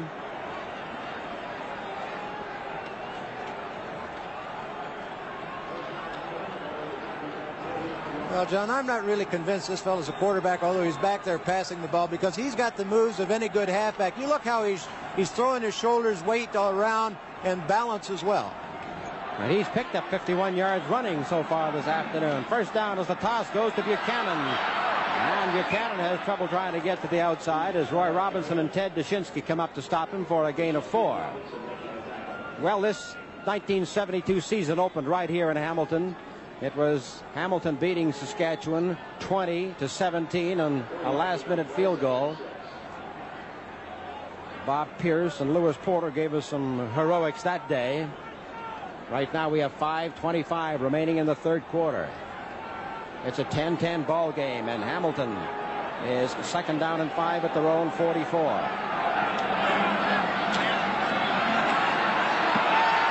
He gets outside the rush again, and he hits Garney Henley. Henley faked to the inside, turned to the outside, didn't have any room to go. The sideline was right there, but he picked up 13 yards. Well, again, let's take a look at Garney Henley as he goes down, just looks to the inside. That's a real good fake to the inside. I think he noticed that the quarterback was rushed on the play and he was going to the outside, so he went to an open spot. Real good receiver will do it. Henley has caught 5 for 78 yards, and the Tiger Cats are 1st and 10 at the Saskatchewan 54. Going against the 15-mile-an-hour wind.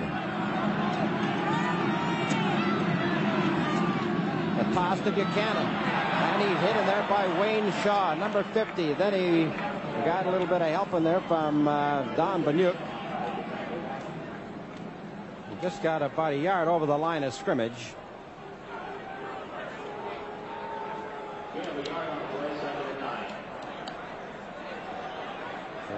Having an opportunity to see two ball players do a lot of two-way action, Henley and Porter. They're both out there as wide flankers now. Second down, 9.5 yards to go for the Tiger Cats.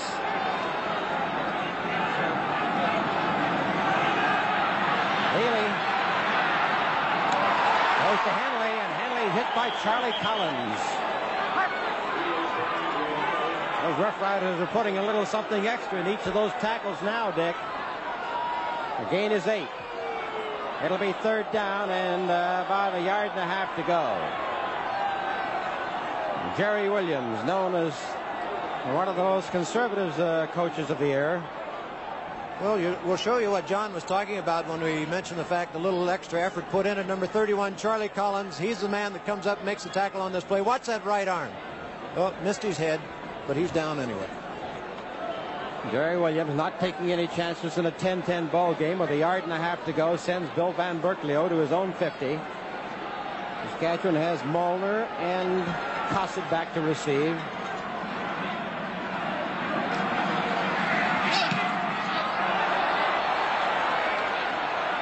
Molnar at his own 4-yard line. He hit by Tony Gabriel and dropped at the 5-yard line.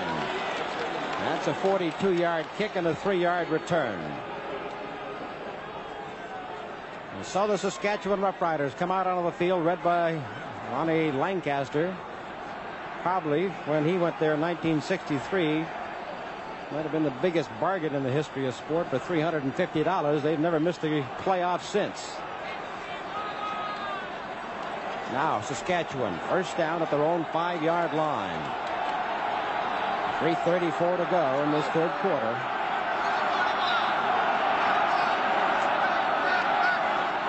Thompson trying to get outside with Jack Abensham, but the best he can do is get up to that 7-yard line.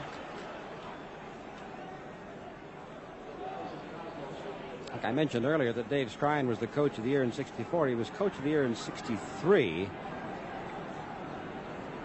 Brought to mind by the fact that Frank Clare is the only coach to become coach of the year to win the Grey Cup the same year as Russ Jackson was the only man to win the Shenley Award and win the Grey Cup the same year.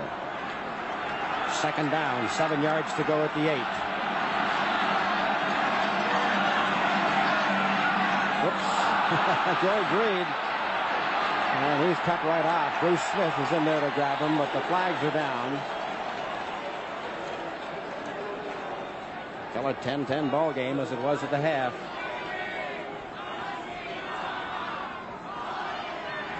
Well, we'll show you that back again. A lot of times your line, especially in a crowd like this, a lot of your outside men can't hear the cadence of the quarterback. In this particular case, Clyde Brock, number 67 on the right side, was the one that came across, and they were caught.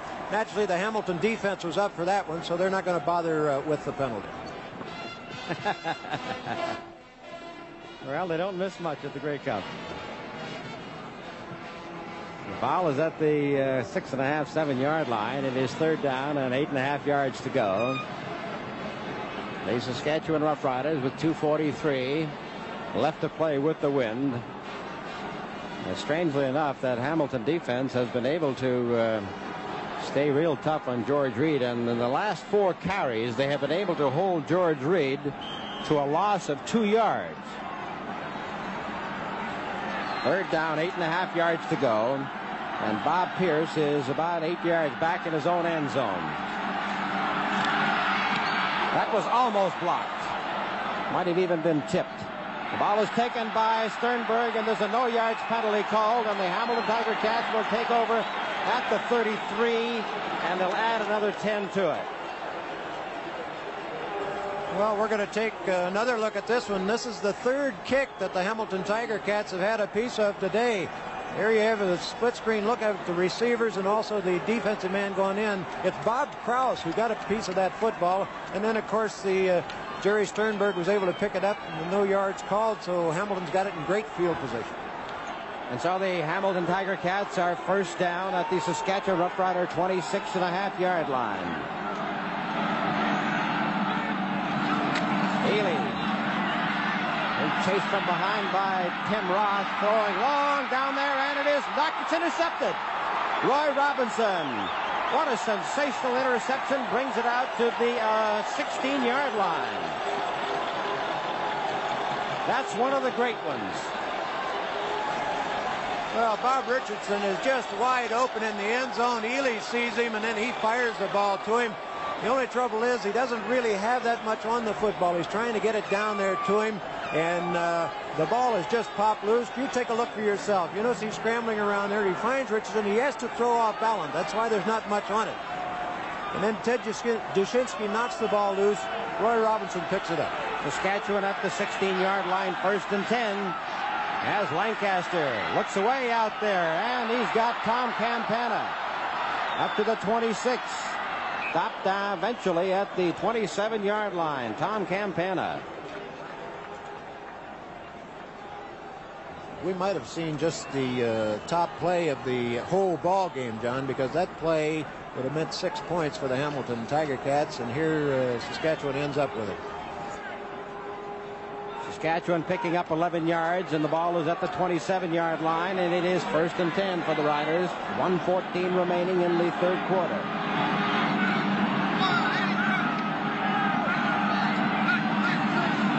Lancaster, and he hits Alan Ford. The ball pops loose. Ford was hit by Rick Shaw and Al Brenner together, and that's a pretty good hit with those two coming. Pretty tough to hold on to the ball in that kind of a crowd.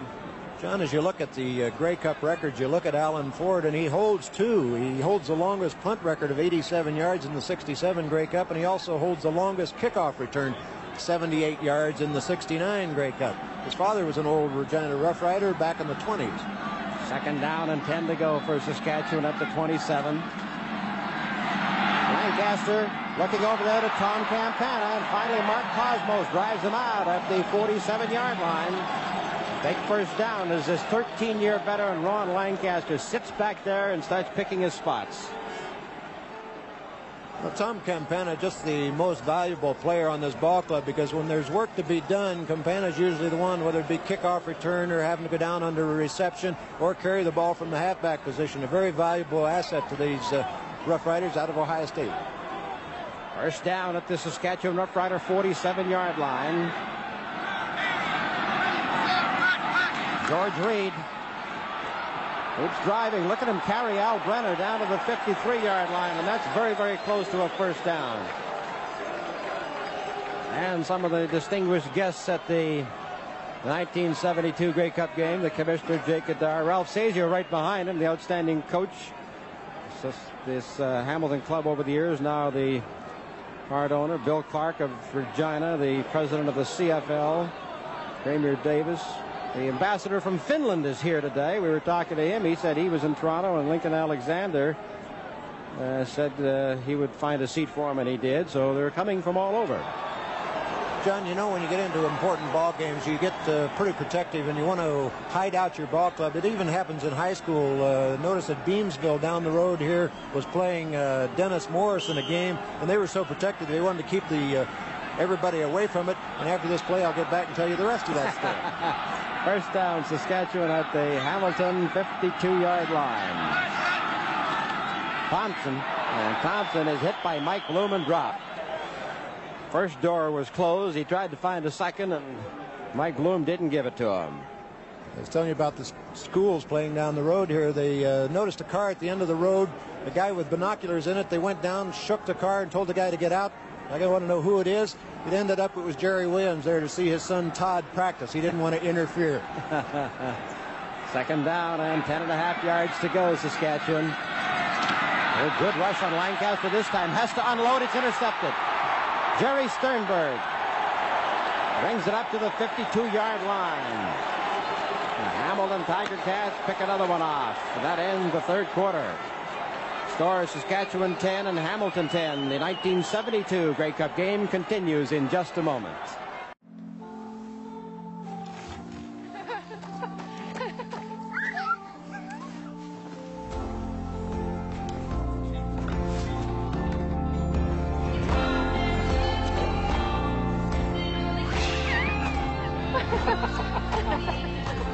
Here's to the everyday things that end up being everything.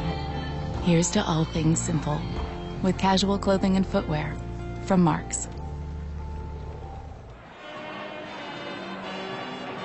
Saskatchewan held the ball for 8 minutes and 12 seconds during that quarter, and Hamilton 6:48. There's the last part of that play. It was a full blitz on, so your defensive backs have to pay up and play their man for man, play it a little tighter. Jerry Sternberg, anticipating the play, is able to pick off the ball for Hamilton. Hamilton starts this fourth quarter, 1st and 10 at their own 51.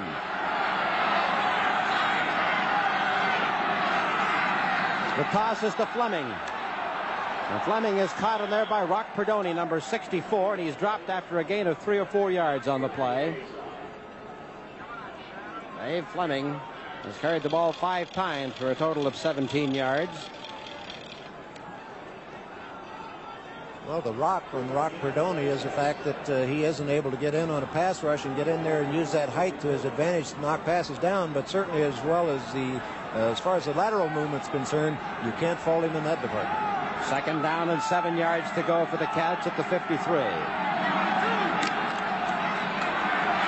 Really, that's a long look in there to Dave Fleming. Now they're going to be forced to bring out the kicking unit. Shockingly, it took a long time to get that one out. Total possession in the ball game is very close.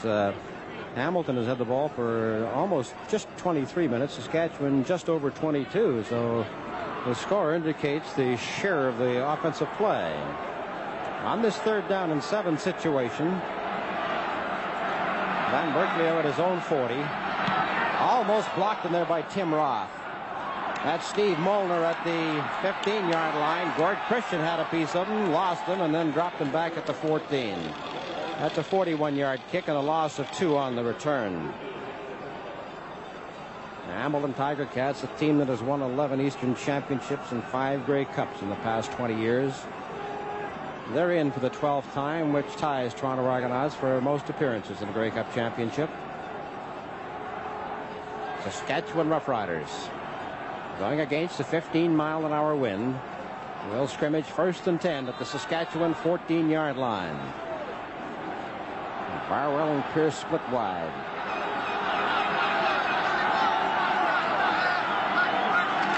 George Reed. And they go to the 21-yard line, carrying 2 ball players with him, Jerry Sternberg and the defensive end, George Wells, an all-star in the Eastern Conference. George Reed now has 83 yards. He holds just about every rushing record there is. 2nd down and 3 yards to go for the Saskatchewan Roughriders.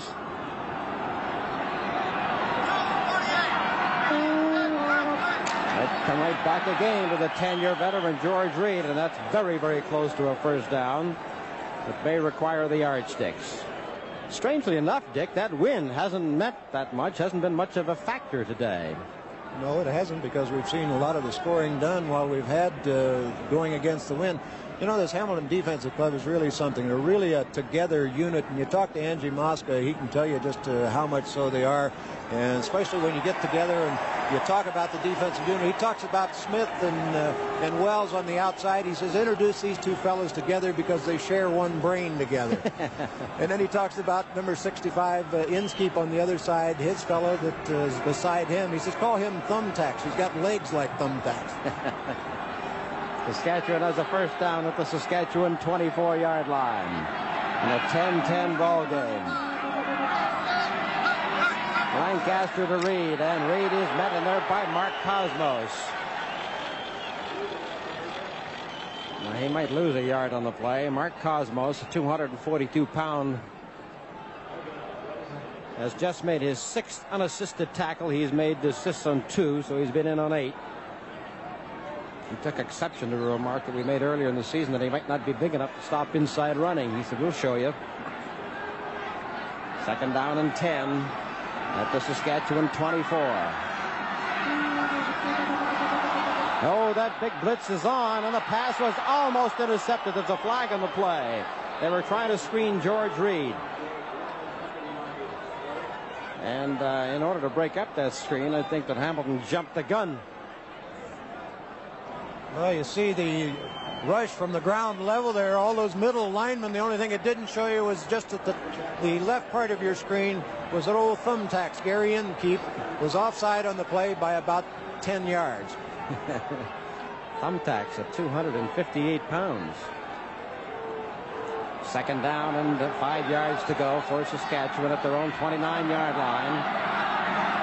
11:32 to play.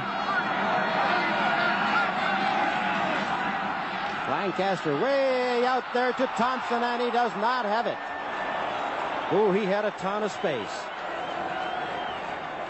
That'll make it 3rd and 5. Well, those are the ones that drive you crazy. That ball just hangs up there, and you keep waiting for it to get to you. It's just floating down there, and he sort of tries to jump up in the air and grab the thing. He's so anxious he wants to get a hold of it, and consequently your hands are like boards. You just can't hold on to it. Back to receive the fine punt return pair of Jerry Sternberg, number 33, and Dave Clark, number 15. They each dropped one on the opening game of the season here, and then between them only dropped once during the rest of the year. That was close to being blocked. They're getting tremendous rush. Clark at the 43. And he hit there by Don Seaman, number 79. 38-yard kick and a 2-yard return. We'll find Saskatoon product, Don Seaman. The score is Saskatchewan 10 and Hamilton 10. The 1972 Grey Cup game continues in just a moment. The great veteran Angelo Mosca says this is his last game as a professional football player. A defensive conference going on with Jerry Williams, who converted this club from a club that used to rely on defensive giants that committed mayhem to a club that added a lot of finesse, high scoring, and record crowds and attendance here at Hamilton this year. The Ticats are 1st and 10 at their own 45-yard line. Healy, who steps back inside that hole, hit by Charlie Collins, and then regained his balance and went out at the midfield stripe, and that should be enough for the 1st down. Chuck Healy, probably I think he's the greatest rookie ever to play in the CFL. Just a sensational year. Well, again, you get a chance to see Chuck Healy as he shows you that he knows what he's doing all the time. He knows where that yard mark is as he tries to come around this side and run right into you, just jumping over that yard mark to get that 1st down.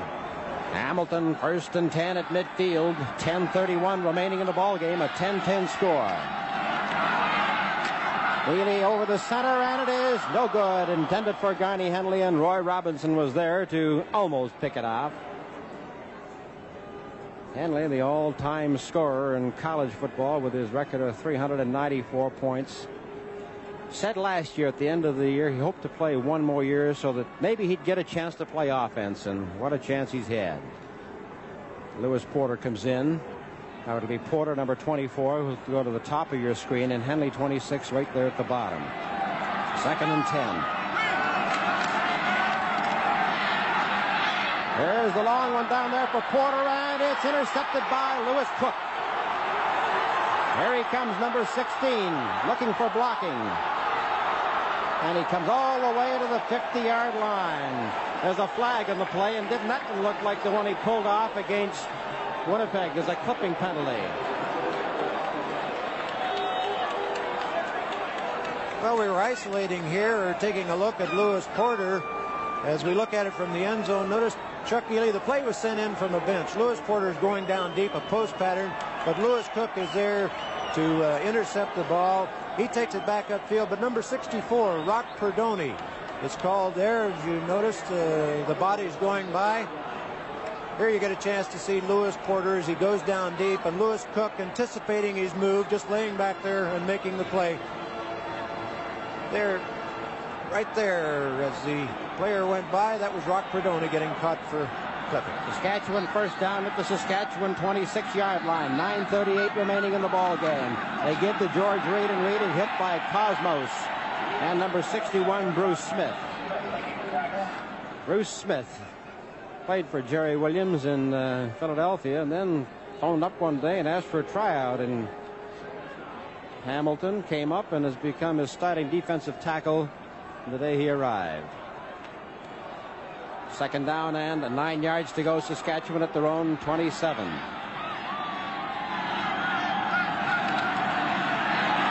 Over here to Gordon Barwell.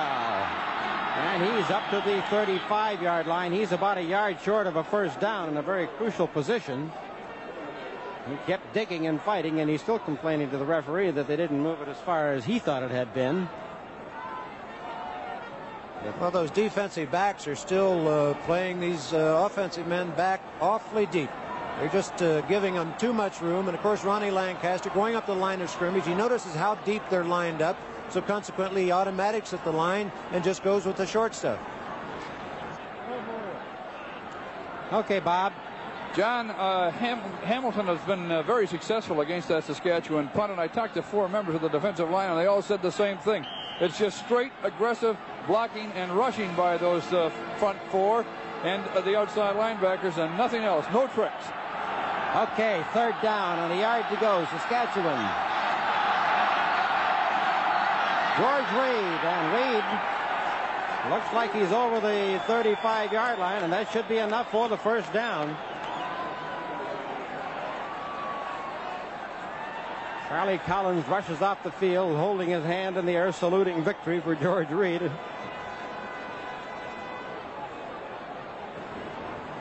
We have 8 minutes and 35 seconds left on the clock. Yeah, you just got to see the last part of the power that George Reed had. You had all 12 men bunched in there just ready to stop anything that came through. But when you get George Reed with a full head of steam and got that body moving forward with those legs grinding it out, it's pretty hard to stop him from gaining a yard. For those who believe in omens, the Saskatchewan, at least the Hamilton Tiger Cats, made great comebacks in 1959, 61, and 64. And then they proceeded to lose all 3 of those Grey Cups.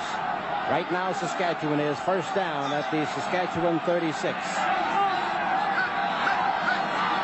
This is Bobby Thompson. And he is cut off from behind by Bob Krause, number 14. Just got over the line of scrimmage. Might have picked up a yard.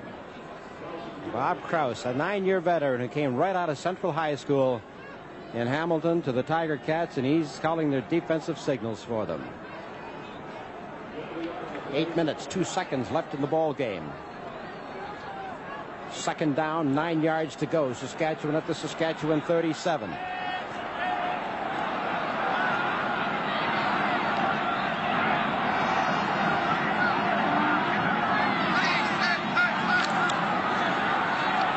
Here to Barwell again, and he holds on to this one as he's hit by Mike Bloom, and he leans forward this time. And they moved the ball back. They moved the ball back, so again they're going to be third down and about 2 feet to go. I guess the officials are going to cut back on what I'd mentioned on one of our broadcasts earlier, the fact that according to surveys, any game played on artificial turf, you pick up an extra 10 to 20 yards because of the players bouncing off of the artificial turf.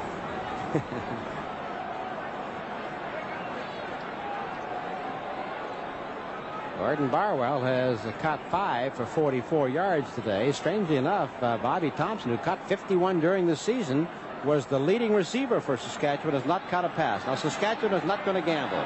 Bob Pierce is back to do the kicking.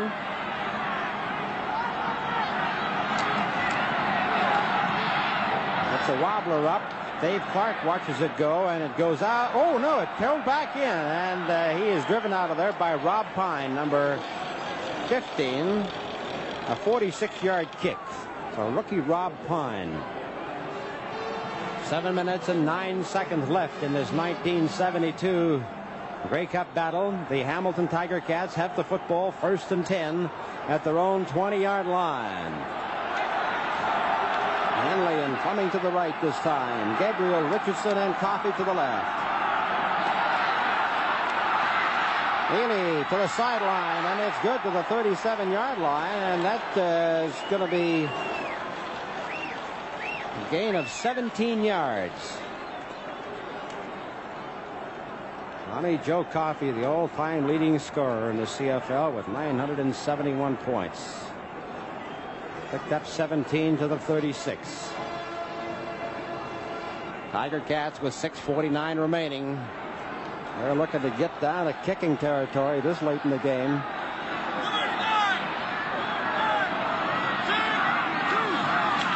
that rush is on Ely by Wayne Shaw. Turns it back in. Here's the pass out there to Buchanan. He's got it. Dave Buchanan. And there's a flag on the play. Buchanan makes a great catch, and I believe the call is for clipping. Well, you could see that play coming, Buzz. Buchanan had to swing out of the backfield. Now, what happens is the middle linebacker, number 51, Steve Swiatek, has to go over and cover him. Well, he committed himself too much so that the quarterback, Ely, was able to lead him. You notice him laying back there on the ground, and Buchanan takes the ball in. The only trouble is it was a pretty play and has to come back.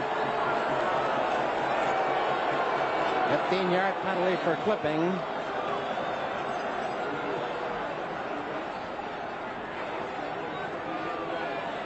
Makes a total of 67 yards in penalties. And that puts the ball back at the 37-yard line. It'll be first down and 10. 6 minutes and 20 seconds left in the ball game. Buchanan again hit by Rock Perdoni, who came over from left tackle. Just drove him right across with Don Banuka on the right side, and the gain is about 1 yard. Lewis Porter comes in. Bob Richardson goes out. John, we should explain the fact that the play was completed, but Tommy Joe Coffey was caught for clipping on it, and that's why it had to come back, but it still was first down over again. Second down and 9 yards to go. Hamilton Tiger Cats at their own 38-yard line.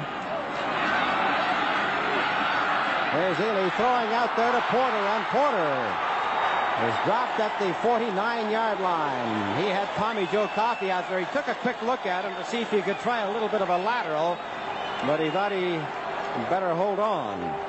Well, they learned by their last mistake. Instead of going deep, they sent Lewis Porter down on the same pattern, only this time when he got back, he hooked up about 15 yards and completed the pass. Okay, let's go down to John Wells. Thanks, Johnny. Just talking to a couple of members of the Saskatchewan Roughriders. They know they're in a football game down here. Don Seaman was telling me it's one of the hardest hitting football games he's been in. I'm sure it's evident on the screen.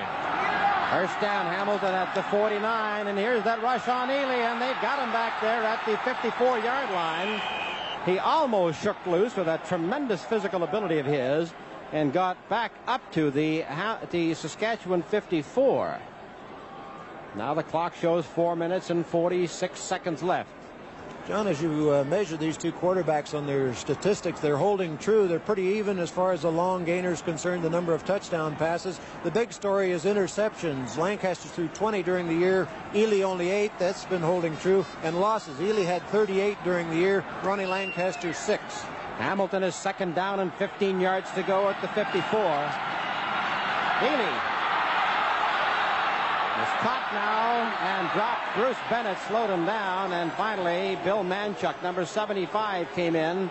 Manchuk had just come in to replace Wayne Shaw, and they dropped him. That'll make it third down and about 14 yards to go. Well, with 4 minutes and 14 seconds on the clock, we'll have Don Chevrier and Russ Jackson warming up just in case it should go into that first session of overtime. Bill Van Berkeley from his own 44.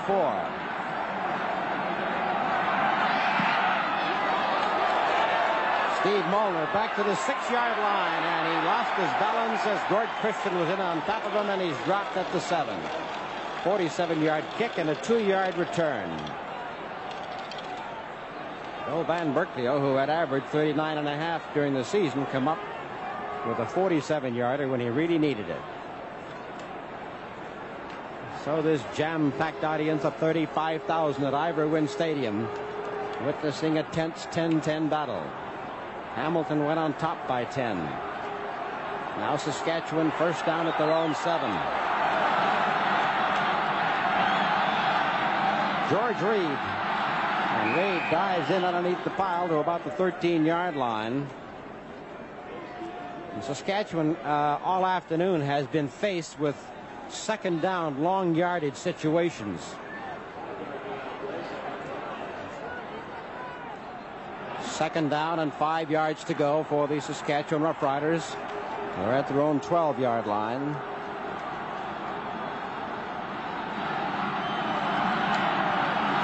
Lancaster over the middle there. Tom Campana up to the 21-yard line.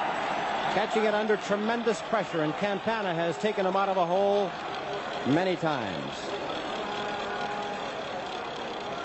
There'll be a lot of winners here today. The Manitoba Sports Lottery Group, one of them is going to win $100,000 on the game. The score is Saskatchewan 10 and Hamilton 10. The 1972 Grey Cup game continues in just a moment. You know, that gang of 2,900 out of Regina has kind of infected this crowd, and I think they're getting more support than Hamilton right now. First and 10, Saskatchewan at the Saskatchewan 21-yard line. Lancaster out there to Tom Campana, broke the first tackle, goes to the 26. He picked up 5 yards on the play. 2 minutes and 45 seconds left, and in the event of the score being tied, they would then go into overtime, of course. There you're taking a look at Rick Shaw, who's been having a busy day all afternoon. A lot of people forget that he was a leading receiver for Winnipeg back in 1970, shifted to defense. Second down and 5 to go for Saskatchewan. Oh, and Lancaster slips and falls. Throws down here for Bobby Pierce, but he's got it. Down to the 48-yard line. What a great play. Lancaster slipped and fell, got up and threw the pass for 36 yards to Bobby Pierce. Well, Bobby Pierce is blessed with that good speed that he can get behind his backs, and there you take a look at him on isolation as he gets down there, and then he just turns it on behind Lewis Porter, and he's got his eye on the ball all the way, and he's able to anticipate the defensive man's move and move in front of it to make the completion. Saskatchewan first down at the Hamilton 48-yard line. Oh, the ball is tipped at the line of scrimmage. It was intended for Al Ford. It'll be second down and 10 to go. Al Ford, the 8-year veteran.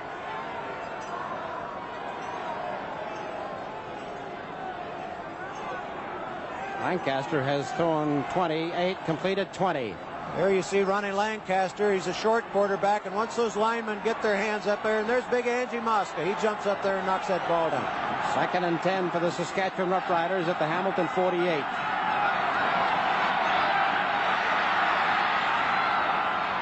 Oh, that was intended for Gordon Barwell, but it was almost picked as Al Brenner was back there, and now Saskatchewan will be forced to kick on 3rd and 10. As I said, in the event of a tie, the teams will be allowed to go to the dressing room for 10 minutes, and then an overtime game of 2 10-minute halves will be played, with the ball being kicked off at the commencement of each half, and the team which had the choice at the beginning of the regular game will again have the choice at the start of the overtime game. 10-10 the score. 2 minutes left to go. Bob Pierce kicking from the Saskatchewan 50.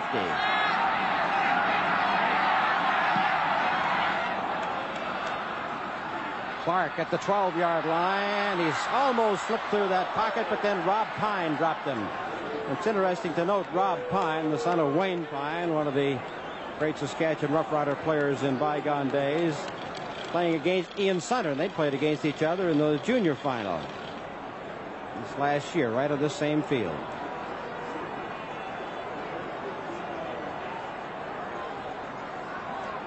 Now we have 1 minute, 51 seconds left. Saskatchewan, club that has never beaten Hamilton in 4 Grey Cup tries, going to have to hold them in here.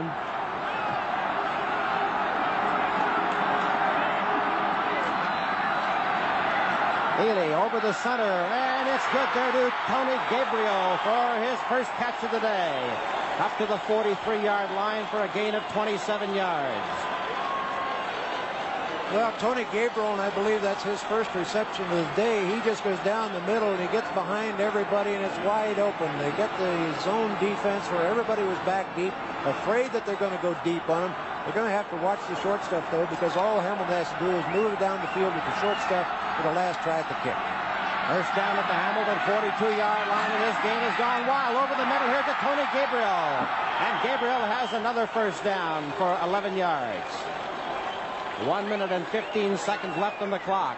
And the panel try to choose the outstanding player of the game and the outstanding Canadian of the game have not done so. The outstanding player will receive the Labatt Award and a new car. The outstanding Canadian will be honored with the Dick Suderman Award by Canadian Pacific 2 Trips Anywhere.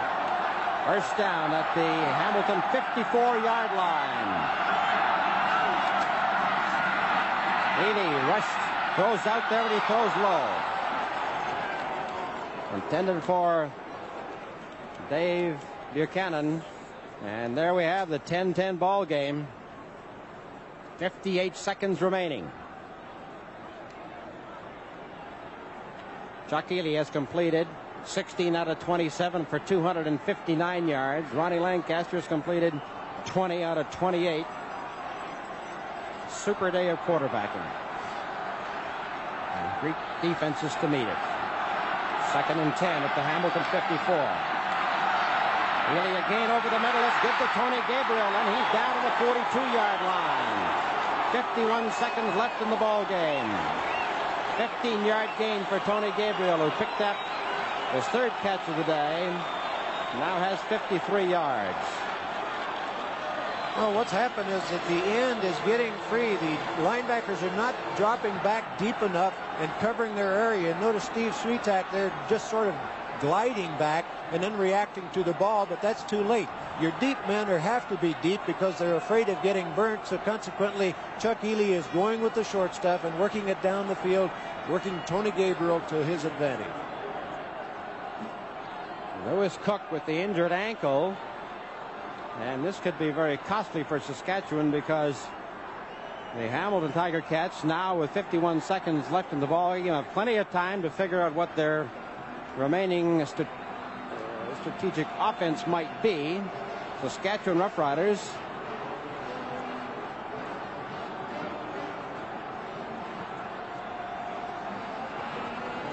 Chuck Healy trying to get his last instructions as to what plays to call there from Jerry Williams while Sandy Archer works on Lewis Cook.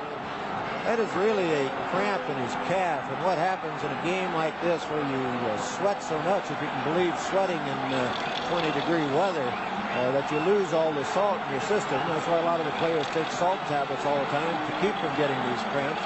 But there's not much you can do. If it tightens up on you, the only thing you can do is try and relax and let him work it out.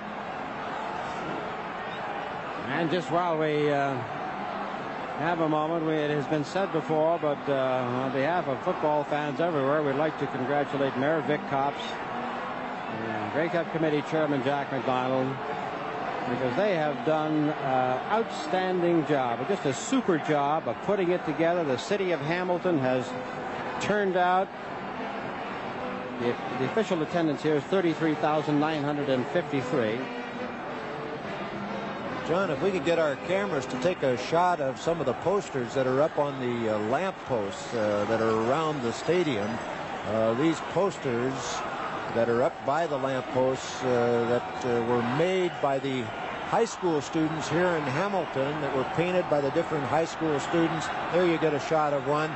These are huge things. They've just done an outstanding job of decorating the stadium. Well, Tom Campana is out there with Cossid, Bennett, Dushinsky, and Robinson, and they catch him at the 41-yard line. Healy. Second down and about 8.5 yards to go. To catch that rejuggled Saskatchewan defensive backfield out there for you. The clock shows 42 seconds remaining. There's Jerome Gant, the right tackle. Tom Campana was a defensive back at Ohio State, but he's got that ability to play offense, so they shifted him to the offense here. Second down, 8.5 yards to go. Over the middle there, and it is good to the 26-yard line. That was Garney Henley. Made a great catch. 16 yards was the length of the gain, and it was second and long yardage. Garney Henley has 8 catches for 119 yards. Well, another big play, as you notice it on split screen. Garney Henley running his pattern. He's got to be completely off balance, slipping, coming back to grab that ball. Charlie Collins is squawking the fact that he felt that he had dropped the ball, but the official was right there, ruled that it's a completed pass, ball on the 26-yard line. First and 10 for Hamilton at the Saskatchewan 26. It's Buchanan, the ball carrier. He's dropped for a loss of 1. But they're going to be staying very close to those goalposts. Now, will it be Ian Sutter? Or will they try one more? There's only 13 seconds left. They're not going to wait.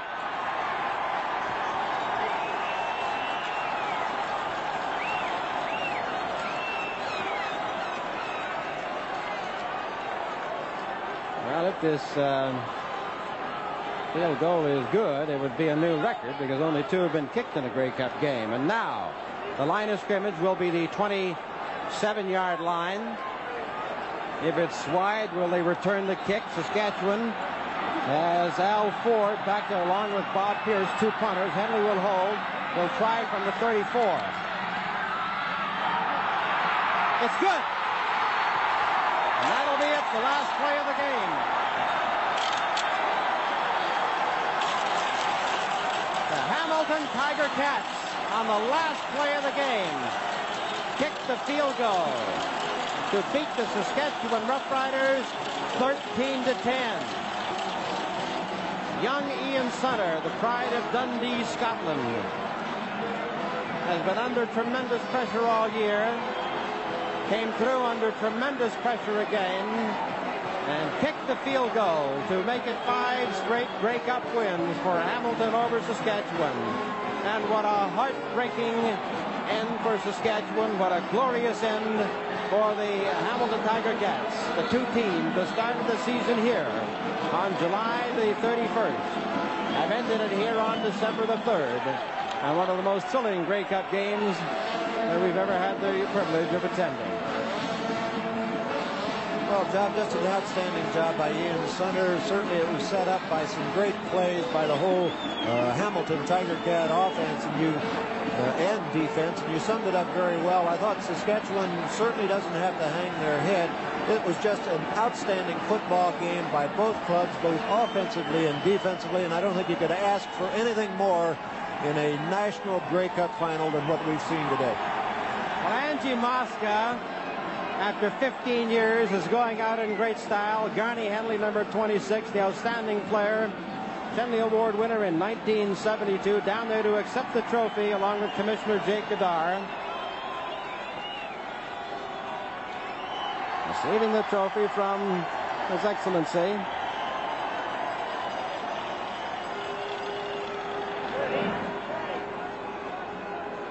Down there with him is the general manager, Ralph Sazio. Ernie Afghanis is down there to try to catch a word with him.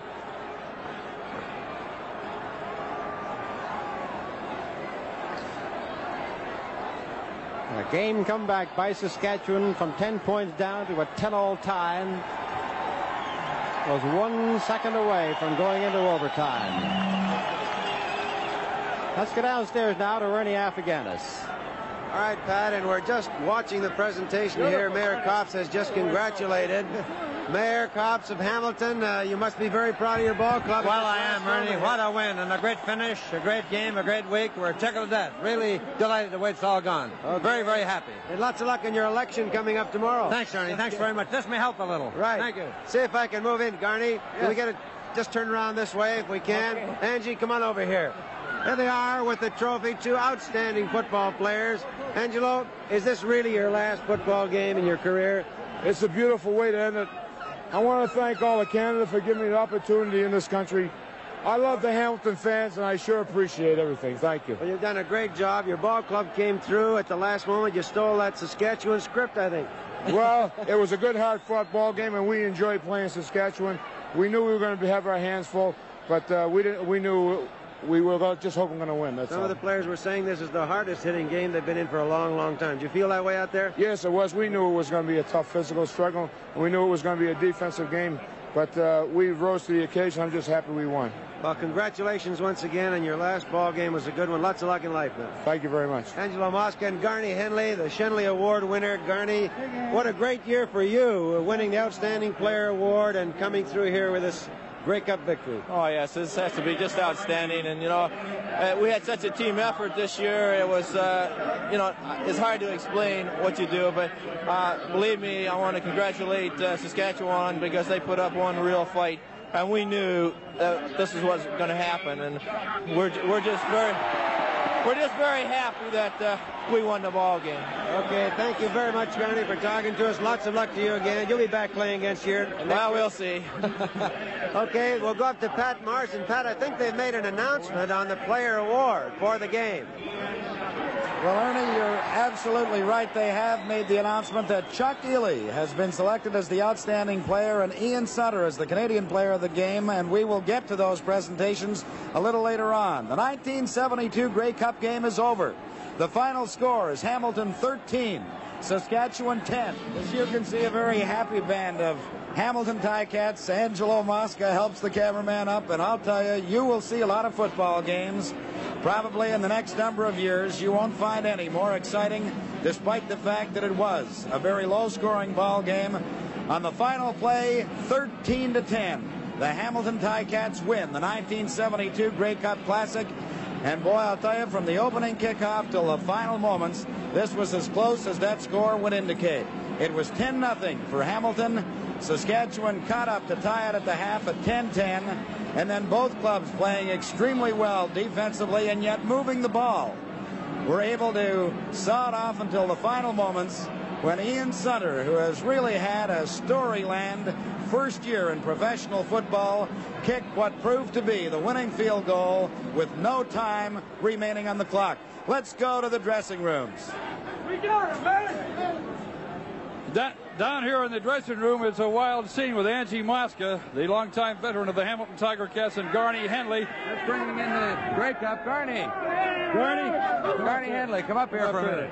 Come on up. There we are. Can you make it up, Garney? All right, that last couple of seconds there, Garney, when you caught that last pass, it almost got to the artificial turf. Practically, I had it just in my left hand pretty good, and it just about got away, but I had it. This caps a great season for Garney Henley and the Hamilton Tiger Cats. Listen, this caps a great season for the Hamilton Tiger Cats. You know, it has to be great for myself, but believe me, I'm most happy with what we got today. Dave Fleming, as we came down the runway to the dressing room, said, man, those guys don't want to be beaten. That's right, exactly. We knew this before the game, but, you know, all the years that I've played Saskatchewan, you know, until that gun goes, you've got to be in there, otherwise they're going to beat you. Okay, Garney, right. Once again, congratulations. Thank you. Trying to get Angela Mosca. Where's Angie? Angie! We'll get him up here. Certainly Bedlam here. We're still waiting to find out the 1972 winner of the Labatt Most Valuable Player Award and also the 1972 winner of the Dick Suderman Award. And we're trying to get some of the victorious Hamilton Tiger Cats to drop us. Angie, drop by over here to say hi. Gordy Christian for you, John. Here you are. Gordy. Hi. There you are. You can talk to John here. Okay. Ready? Go ahead. There you are. Go on. Great game. Hard fought out there all the way, Gordy. Just great to win. We had a little trouble out there today, but we ironed it all out. We're the champions of the East, and now we're the champions of the whole Canada. And we're going to take the States on someday, too, and be world champions. Gord, Dave Fleming was telling us just as we came into the dressing room, one of the hardest fought football games that is imaginable. Certainly was. The guys out there were just hitting. And I don't know, our guys just seem to stick it in there and just keep winning, that's all. What were your feelings late in the game, Gord, coming into that 10-10 tie at that point, the Rough Riders starting to move, and then you came back with that couple of big plays there to Gabriel? Well, Chuck hadn't hit him all day, and he was wide open all day. And as soon as he started hitting them, as soon as he passed midfield, we knew we won the game. It was either a field goal or we're going to punt it out of the end zone. Okay, thanks very much, Gord Christian. Bob Moyer. Mr. Olino Labatt's to make the presentation of the game's outstanding player. Chuck Ely, the winner of the Outstanding Player Award for 1972, and Mr. Bruce Elliott from Labatt's, the president of Labatt's, Ontario, to make the presentation. Bruce? Chuck, congratulations on behalf of Labatt's and football fans across Canada. Tremendous game. Here are the keys to the Labatt's car and your personal trophy. Okay, thank you. I hope you never forget this Grey Cup game. Hey, I won't with a car like that. Thank you. Thanks very much, Mr. Elliott. Chuck, a great football game out there this afternoon. Hard hitting all the way. All the way. They played some pretty good defense on us, and we played some good defense on them, so it was a tough game all the way. Chuck, you went to Gabriel very late in the football game for some key receptions, key plays. Yeah, I think we were just saving it for the end of the game. It was all planned, was it, Chuck? Yeah. Listen, you've had just a great year, your debut to Canadian football. How does it feel now? Is this the biggest moment? You've been the Shenley winner, now the outstanding player in the Grey Cup. Yeah, I think so. It's got to be the top attraction, you know, being in the Grey Cup and winning it. And being a quarterback in my first year, it's got to be the top award for me this year. Congratulations on an outstanding season. Chuck Ely, the winner of the 1972 Labatt's Player of the Game Award here at the Grey Cup, as the Hamilton Tiger Cats came on with a late victory. Looking for Bob Moyer, and coming up for the Canadian Pacific Dick Sitterman Award. Bob?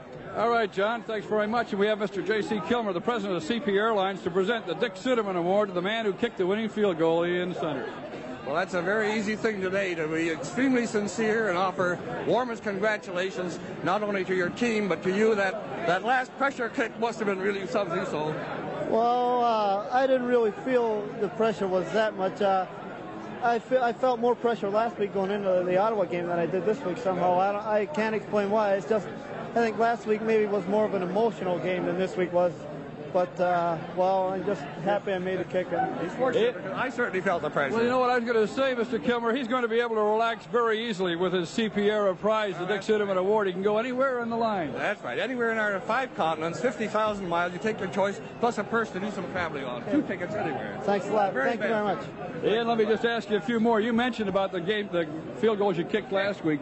Did you think that you were going to get the opportunity to kick this one in this game? I think the game kind of had that look that it was going to come down to a field goal or a single point. Saskatchewan had their chance earlier on in the game, and at the end of the game we had our chance, and Coach William asked Bill if he thought he could kick a ball through the end zone for a single point. Bill says, well, I think I have a good chance of it. And Coach Williams turned to me and he says, you knew it was coming, didn't you? Coach Williams turned to me and he says, how do you feel? I says, well, I think I can make it. So he says, okay, go ahead. You know what? That stuff stings when it gets in the eyes, doesn't it? Okay, and congratulations once again on winning the CP Award. All right, now, just before we go on with more players, let's go back up to Pat Marsden while we dry off. The 1972 Grey Cup game is over. The final score is Hamilton 13, Saskatchewan 10, and we'll continue with our post-game show in a moment. Jam-packed stadium saw one of the most thrilling football games you will ever witness, and 2 of the people most interested and just as excited as everybody else, Dick Shadow and Russ Jackson. Well, Russ a little wet in the dressing room, and I thought Chuck Ely, he didn't reveal too much when he said that he was going to Tony Gabriel late in the game by design. Well, he didn't say that, but it was set up, I believe, because 3 plays in a row, they lined up with that wide flankers with Buchanan, the only man in the backfield, rolled him to the left in motion, and then he went to Gabriel. Once deep and twice over the middle, and then the pass to Henley to set up the field goal. It had to be just well designed, and there's the field goal, and Sutter did it 2 weeks in a row. Well, those sidewinders always amaze me, the way they're able to get that ball through there. A real pressure kick, which Ian Sunner said didn't bother him too much. Just lays it up there, aims it for the right crossbar, lets it bend in a little bit, and that's the end for the Saskatchewan Roughriders this year. And it was that type of ball game all day, though, Dick. It was just one of those games where the defense was doing the job, and it was going to who was going to get that 3 points or single point to win the ball game. Right. Well, let's go back downstairs to more activity in the dressing room. All right, let's all get a swing on this sucker. Well, we're back in the dressing room. Here's the Hamilton Tiger Cats. Fleming and Mosca are into a little champagne out of the Grey Cup. Dave, congratulations. An excellent victory out there today. Thank you. I'll tell you what. We deserved it, but so did they. They was tough son of bitches out there. You can't take nothing from them. They came to play from the West. Is this the last one? Well, by the grace of God, I don't know if he wrote the script for me, but I know it's my last one. I said it was my last one earlier on in the year, and I'm just happy. And I share all the thoughts of 31 other guys if you don't get to talk to them. Angie, when you came up here, you made sure the guy beside you came up, Gary Inskeep. Why? Well, he's my buddy, you know. I have a lot of feeling for these guys. And before the ball game today, I saw a sign. Thank you and goodbye, Angie. I appreciate everything that people have given me in Canada. Thank you. Angie, you've done great for Canadian football, and I'll tell you, you've certainly made it a colorful sport and a very, very popular sport. You've helped to make it. We've appreciated it all the way. Was it 9 Grey Cup finals? This is my 9th one, and I just thank everybody and everything and give me the opportunity to play Canadian professional football, and I just thank everybody. Gary, what's it like playing next to a guy like this? There's only one horse, and I love him. and it's just remarkable that, I don't know, today when Ange and I was doing warm-ups, you know, it's just an emotional thing to see this with goodbye and thanks to Ange, and it just makes you want to try to win for, you know, for one guy. Dave, can one guy be the big leader like this? Oh, yeah, I think he is. When I first come here in '65, he was a leader, and he's still a leader. I was his roommate for 8 years. I don't know what I'm going to do without him now. Okay, Dave. In the dens of iniquity. I don't know where it's at. Oh, Johnny, you got Tony Gabriel there. over here, and Tony caught some big passes when it really counted near the end of the game. You never. Thanks, John. Hold on a second, yeah? Hey, get those guys off. I got a code here. John, this is my first Grey Cup. A tribute has to be made to all the ball players and the coaches this year. It's just been great. And in those dying minutes when you have a winner like Chuck Ely come through, he's watches the deep safeties and seeing that, and they're playing the wide receivers, Garney Hanley and Tommy Jacoby, who had great games. Playing them deep could hit me underneath, and I'm just glad that I could help bring this to us. 32 ball players, one heck of a team. Tony, congratulations on a great game and an excellent season. Now let's go back upstairs. Here's Pat Marsden. And needless to say, a very happy band of Hamilton Ticats. The 1972 Grey Cup game is over. The final score is Hamilton 13, Saskatchewan 10. We'll continue with our post-game show in a moment. Well, Ernie, old buddy, in Western parlance, this could be called the barn burner. Well, I tell you, I thought that when Saskatchewan had the ball in the dying moments, they were going to pull the same stunt they pulled in the West for quite a few seasons now. But Hamilton turned right around and pulled it on them. So I guess Saskatchewan can't be too much about it. They put up a tremendous football game. I thought the way the game started, it would be a runaway score, maybe 30-28, but defense was outstanding at times. And you know, it's funny, when you look at football games, of course, at this time of the year, you look at quarterbacks, and you have two contrasting styles today, and yet both were just truly outstanding. I mean, that pass that Lancaster threw to Pierce that almost broke it open in the final few moments. He had slipped to the turf, got up, threw it beautifully, and it looked like he might go all the way. Well, as a matter of fact, I was standing with Frank Rigney. He says, uh-oh, they've done it again. And he almost did get away, as you said, but quarterbacking, when you look at a young man like Chuck Ely in his first Grey Cup, his first real season of professional football, he's an amazing young man. I'm just wondering what he will do to the CFL in the near future. Well, I don't think there's any question. And speaking with Russ, he said, you know, he really is amazing for being just a rookie in the league. He has some things to learn, but boy, I'll tell you, he has learned an awful lot in the last 10 ball games. And he's tough. He took some very hard hits down there. As a matter of fact, he took one just in front of us. I didn't think he'd get up, but he's strong, good runner, and pretty good head. You know, I'll tell you though, Ernie, we're going to go back downstairs right now because standing by are some more members of the Hamilton Ticats. You and I will come back and chat a little later. We've got a mob of Hamilton Tiger Cats here, starting off on the far side with John Krause. Bob Krause. Can you introduce your friend? Mike Bloom. Listen, I'll tell you what. Early in the game, Bobby, I came over to ask you about those punts, how you were getting in on those punts, but you didn't want to talk then. You were too hyper. What do you got to say now?